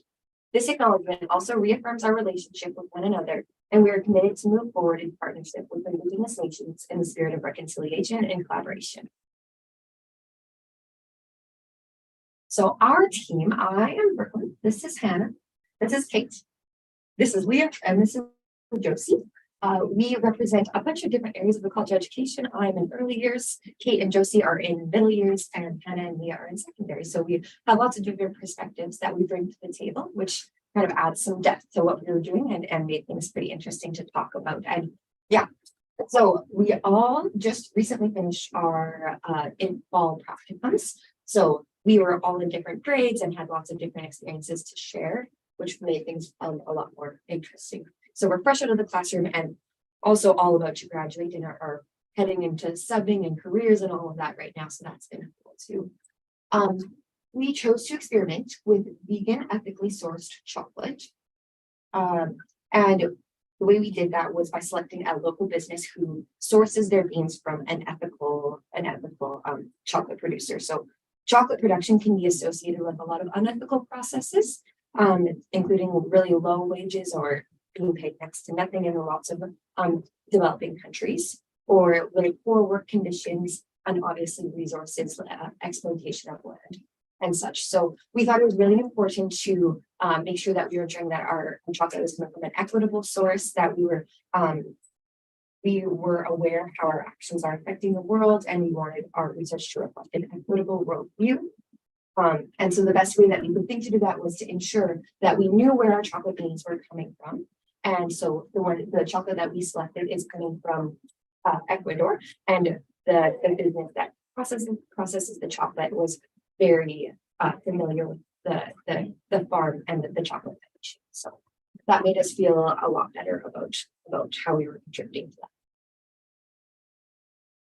Which leads into Indigenous perspectives and ensuring that when we are using resources from the land, we're honoring the land and the Indigenous ways of knowing within that. We want to have an environmentally ethical perspective when choosing our beans. So just, like kind of everything I said so far, but we really believe that the basis of that is the honoring of the global Indigenous populations and their right to the land that they live on.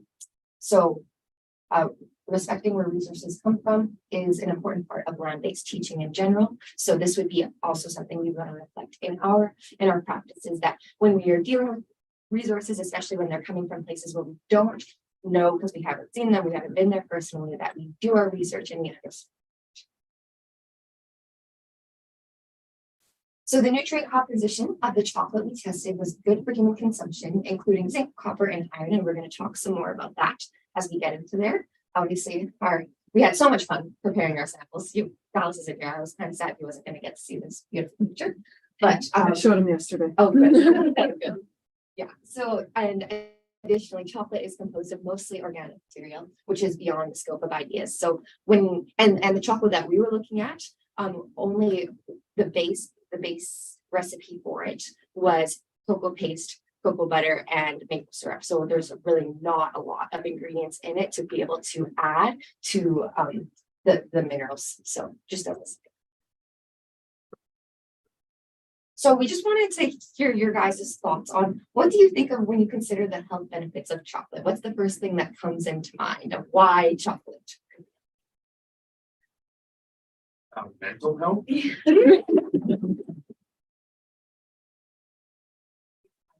In this research, because I think that might be the truest one. Yeah, so at least for us, we had associated mostly iron. That dark chocolate is supposed to be supplementing your iron intake in however much you can say that chocolate, which also has sugar and fat and whatever else in it.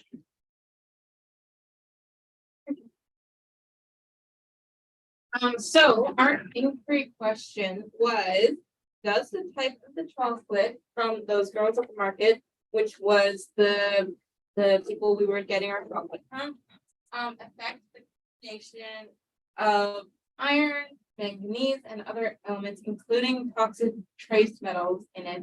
And do these have like beneficial characteristics or like negative characteristics? So we wanted to look at this because like Brooklyn said, we had heard, oh, iron is in chocolate, and during Valentine's Day, kind of around Valentine's Day this year, there was articles about it having lead and cadmium in it as well.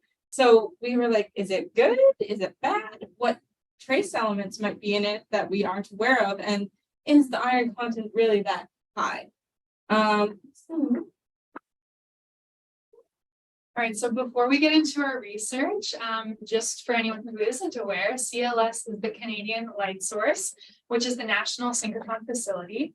And a synchrotron is a particle accelerator that produces different kinds of light in order to study the structural and chemical properties of a material at the molecular level. So researchers can perform different types of experiments depending on which beamline they use, and there are lots. We use the beamline called ideas. And so the light will travel through the ideas beamline and it hits the sample, in our case, the chocolate bar. And then the researchers analyze the spectra that's produced, and it shows either the absence or the presence of certain elements and their relative amounts. So it does not measure exactly how much of an element is present, but rather relatively, when we compare the samples together, how much can we say is in the sample. So the ideas beamline can only see the elements on this periodic table that are in red. So for example, there's potassium, calcium, arsenic, all those ones in red. It can sometimes see the elements in blue, but only if they're in very significant amounts. So the spectra that the researchers see on the other side of the ideas beamline looks something like this. And it's called the XRF scan data because it uses the X-ray fluorescence technique. So the energy level indicated on the x-axis corresponds to different elements within the range that the ideas beamline can see. And then the y-axis shows the photon count from the sensor, or basically just the relative amounts of that element that are present. So we can compare the different peaks on the spectra. For example, near the 8,500 we see zinc, which is a lot larger of a peak than the one next to it for nickel. All right, so if we look at our samples, this is all of our samples put together, and we use several different types of chocolate from those girls at the market. And then we also threw in a generic chocolate just for comparison, one that was not vegan, and we didn't necessarily know where the cocoa beans were coming from. We just wanted another sample to compare our chocolate to. So each color of line on the spectra shows a different chocolate sample, and there is a line along the bottom, on here it is in orange, that we use to show what the ideas beamline would see if there was no sample there, just in case there was a presence of an element within the room environment. So then we would know, oh, it's not coming from the chocolate, it would be in the room. So this is what we see when we put all of our samples on top of each other. And when we look at the whole spectra and the different peaks, which are not very large, we can see that the presence of all the elements here is relatively small. And then the elements that are present on a small scale, first we have zinc, then copper, then iron, and then calcium. And then also we see a very small presence of manganese and nickel. So we're going to discuss all of the important elements that we found in our chocolate samples. And first, I'm going to start with the one that had the highest peak, which was zinc. We were really surprised that zinc was the highest peak because, like we said, we thought that, oh, people talk about dark chocolate and its iron content. Dark chocolate's good for you because your body needs iron, but we had never heard anyone say anything about zinc. So we can see here that the sample, which is the highest on the peak, corresponds with the vanilla 80% dark chocolate. 80% dark chocolate means that 80% of the material is pure cocoa. And then we can see that the second lowest sample, second to the air environment, is our white chocolate sample, and it has no cocoa in it at all. It's mostly made from coconut milk. So it has almost as little zinc as the room did, so not a significant amount at all.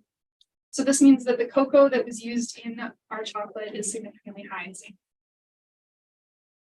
This finding about zinc was interesting to us, and after some research, we learned that there are lots of benefits for having zinc in small amounts in your diet. Zinc's important in enzyme function and healthy skin. It also promotes good immune health, cell division, and wound healing.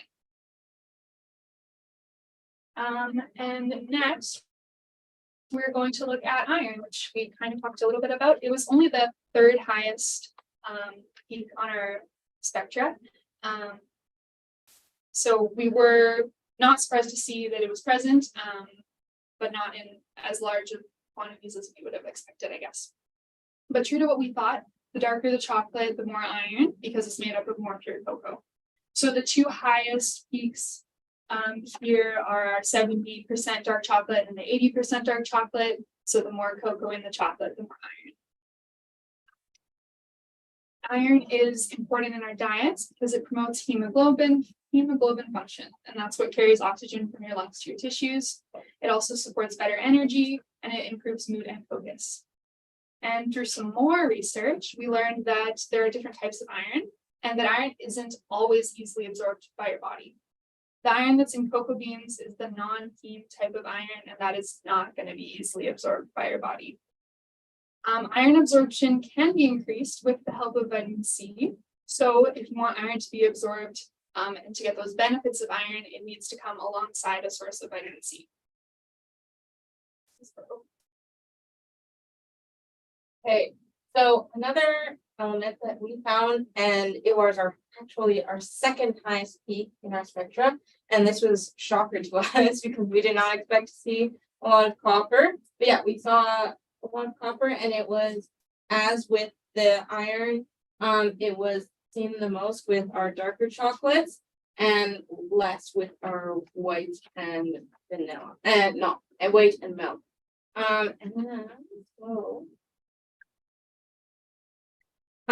Copper actually has plenty of health benefits, including the helping in the production of red blood cells and maintaining healthy neuron signaling and aiding in producing collagen. And it also acts as an antioxidant. And copper has been found to be beneficial for people with Alzheimer's and cardiovascular disease, as well as osteoporosis and arthritis. So that was very interesting to find, and as it was the second highest peak. And our next peak that we found was nickel.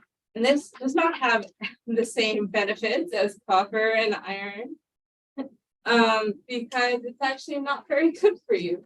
But good thing is there's very small amount of nickel, so it barely goes up.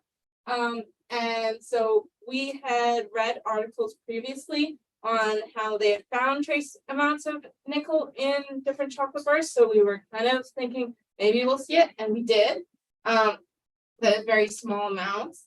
So nickel is not great for you, and even in small amounts, it can accumulate in organs like your lungs, and that can be harmful. And some people are actually allergic to nickel. That's why, like, if they have earrings that are nickel, that can cause an allergic reaction, and it can also cause an allergic reaction if it's ingested. So if you know you're allergic to nickel, maybe chocolate isn't the best food for you. But we also found from an article that the nickel content changes depending on where you find your chocolate. And we had found our chocolate from Ecuador, and the article kind of aligned with what we found in saying that the nickel content in Ecuadorian chocolate was the lowest out of any of them that they found. So if you find chocolate that isn't from Ecuador, it might actually be higher than this. So just a warning. Right, so the last element that we're going to talk about is calcium, which surprised us because it's a well-known fact that calcium is in dairy milk, and our chocolate was vegan for the most part, except for one Swiss sample, which was just generic from Costco. And that one is the red one represented on our spectra. It is the highest peak of the rest of our chocolates, so it shows that there's more calcium in that one. The rest of them, though, are the next two highest peaks are the 70% chocolate or 80% and 70% dark chocolate, which tells us that there is calcium in our cocoa beans. So we found that milk chocolate has the most calcium, and the dark chocolate has the second highest, and it leads us to believe that dark chocolate has even more health benefits than we originally expected, since it contains metals and calcium. However, in our research, we also learned that chocolate contains oxalate, and that is a organic chemical. So what's the word? It's beyond the scope of the IDEAS Beamline. like oxygen, hydrogen, carbon. We can't see that on here, but we do know from our research that chocolate does contain oxalate. So oxalate, when it binds with calcium, removes it from your body. Our question was, is chocolate healthy for you? And so when we saw our just little trace amounts of calcium, we were excited. We were like, this is great. There's calcium, it's healthy. And then we found out about the oxalate. So it might not be as healthy for you as we thought, because the calcium might be removed from the body due to the oxalate. But we do know that calcium still has health benefits. So calcium is essential for growth and bone density, and also keeps the heart pumping, muscles moving, and nerves in communication.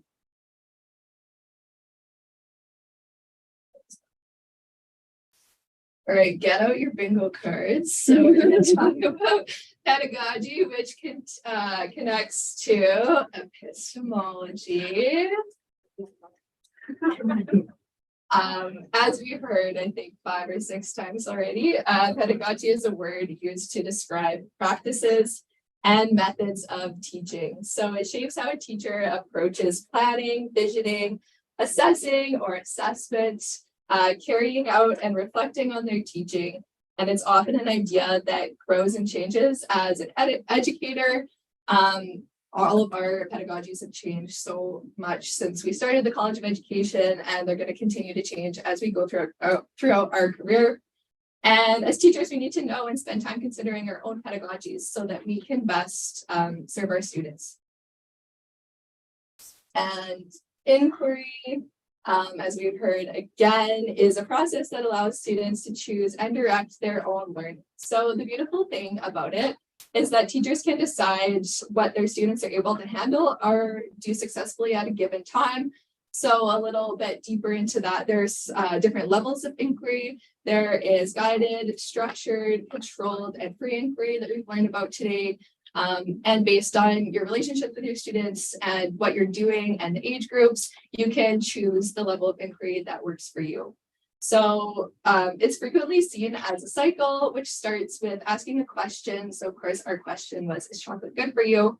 Then you investigate, you create new knowledge, you discuss the results, and you reflect on your knowledge and results, which is what we've done so far in this process throughout the last 3 or 4 months. Then you circle back to the question and see if you fully answered it.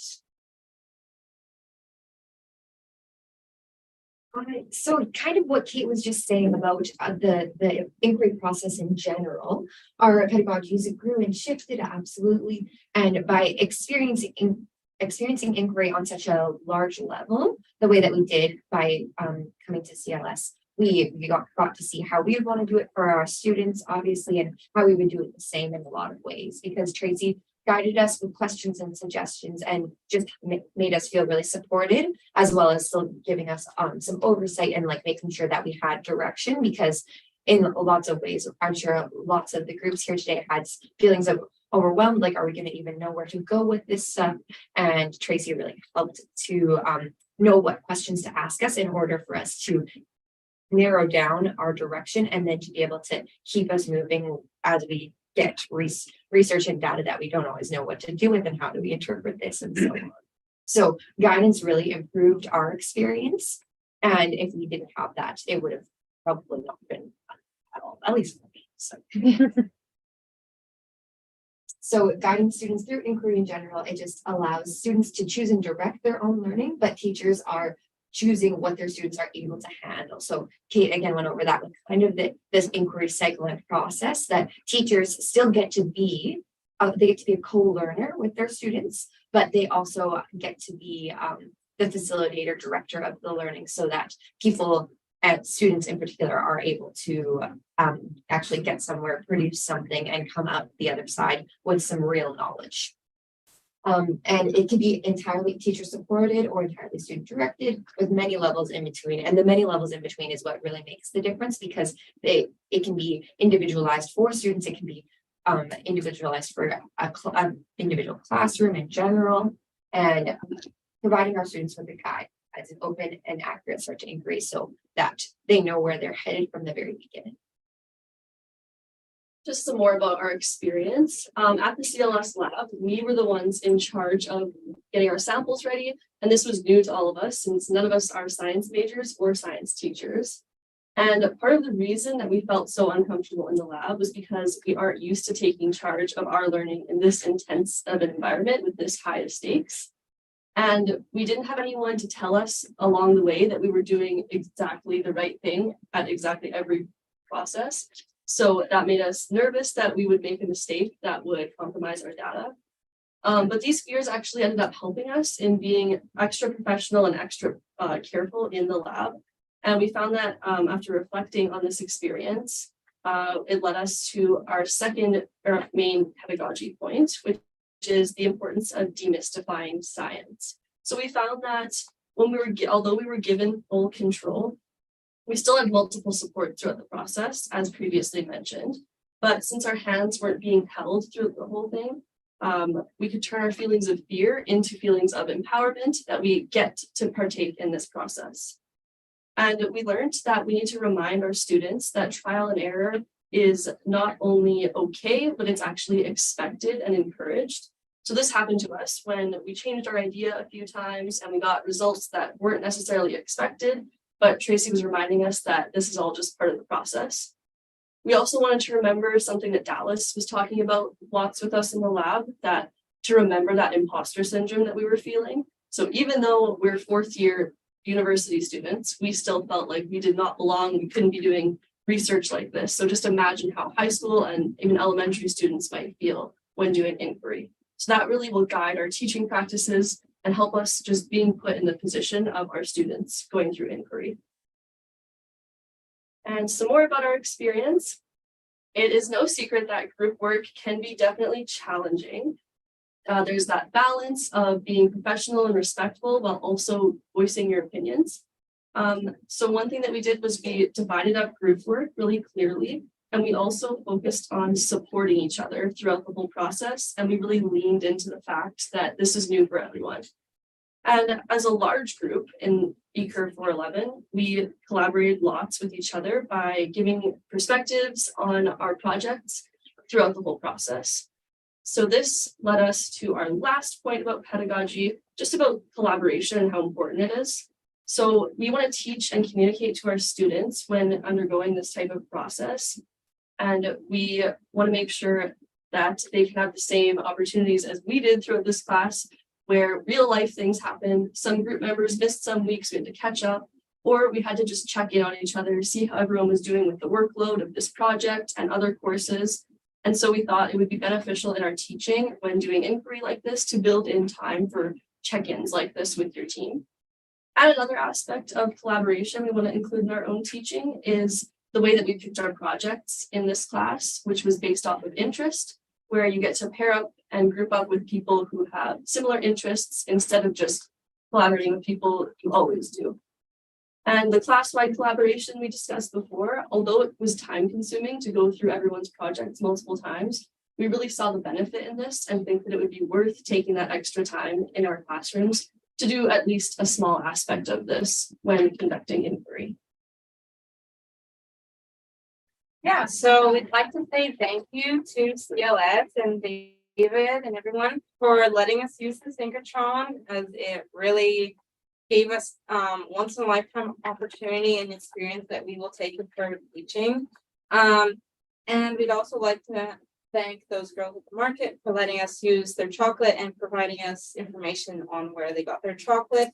And we'd like to thank everyone here for watching our presentation. And if you have any questions, feel free to ask.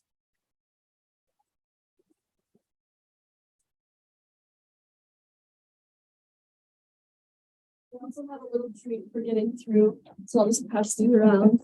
Grab one or two.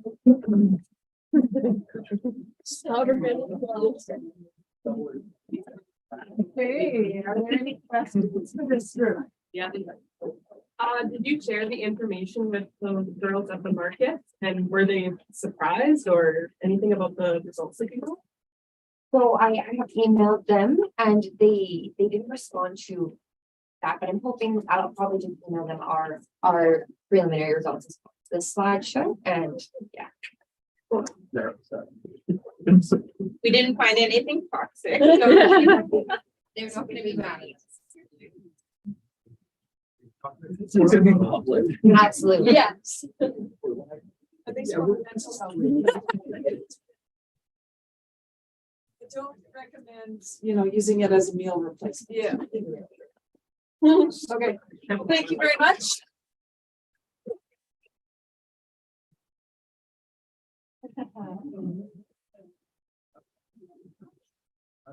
Great, and that concludes our ECUR 411 presentations. Again, I want to thank those of you for joining us in person and online.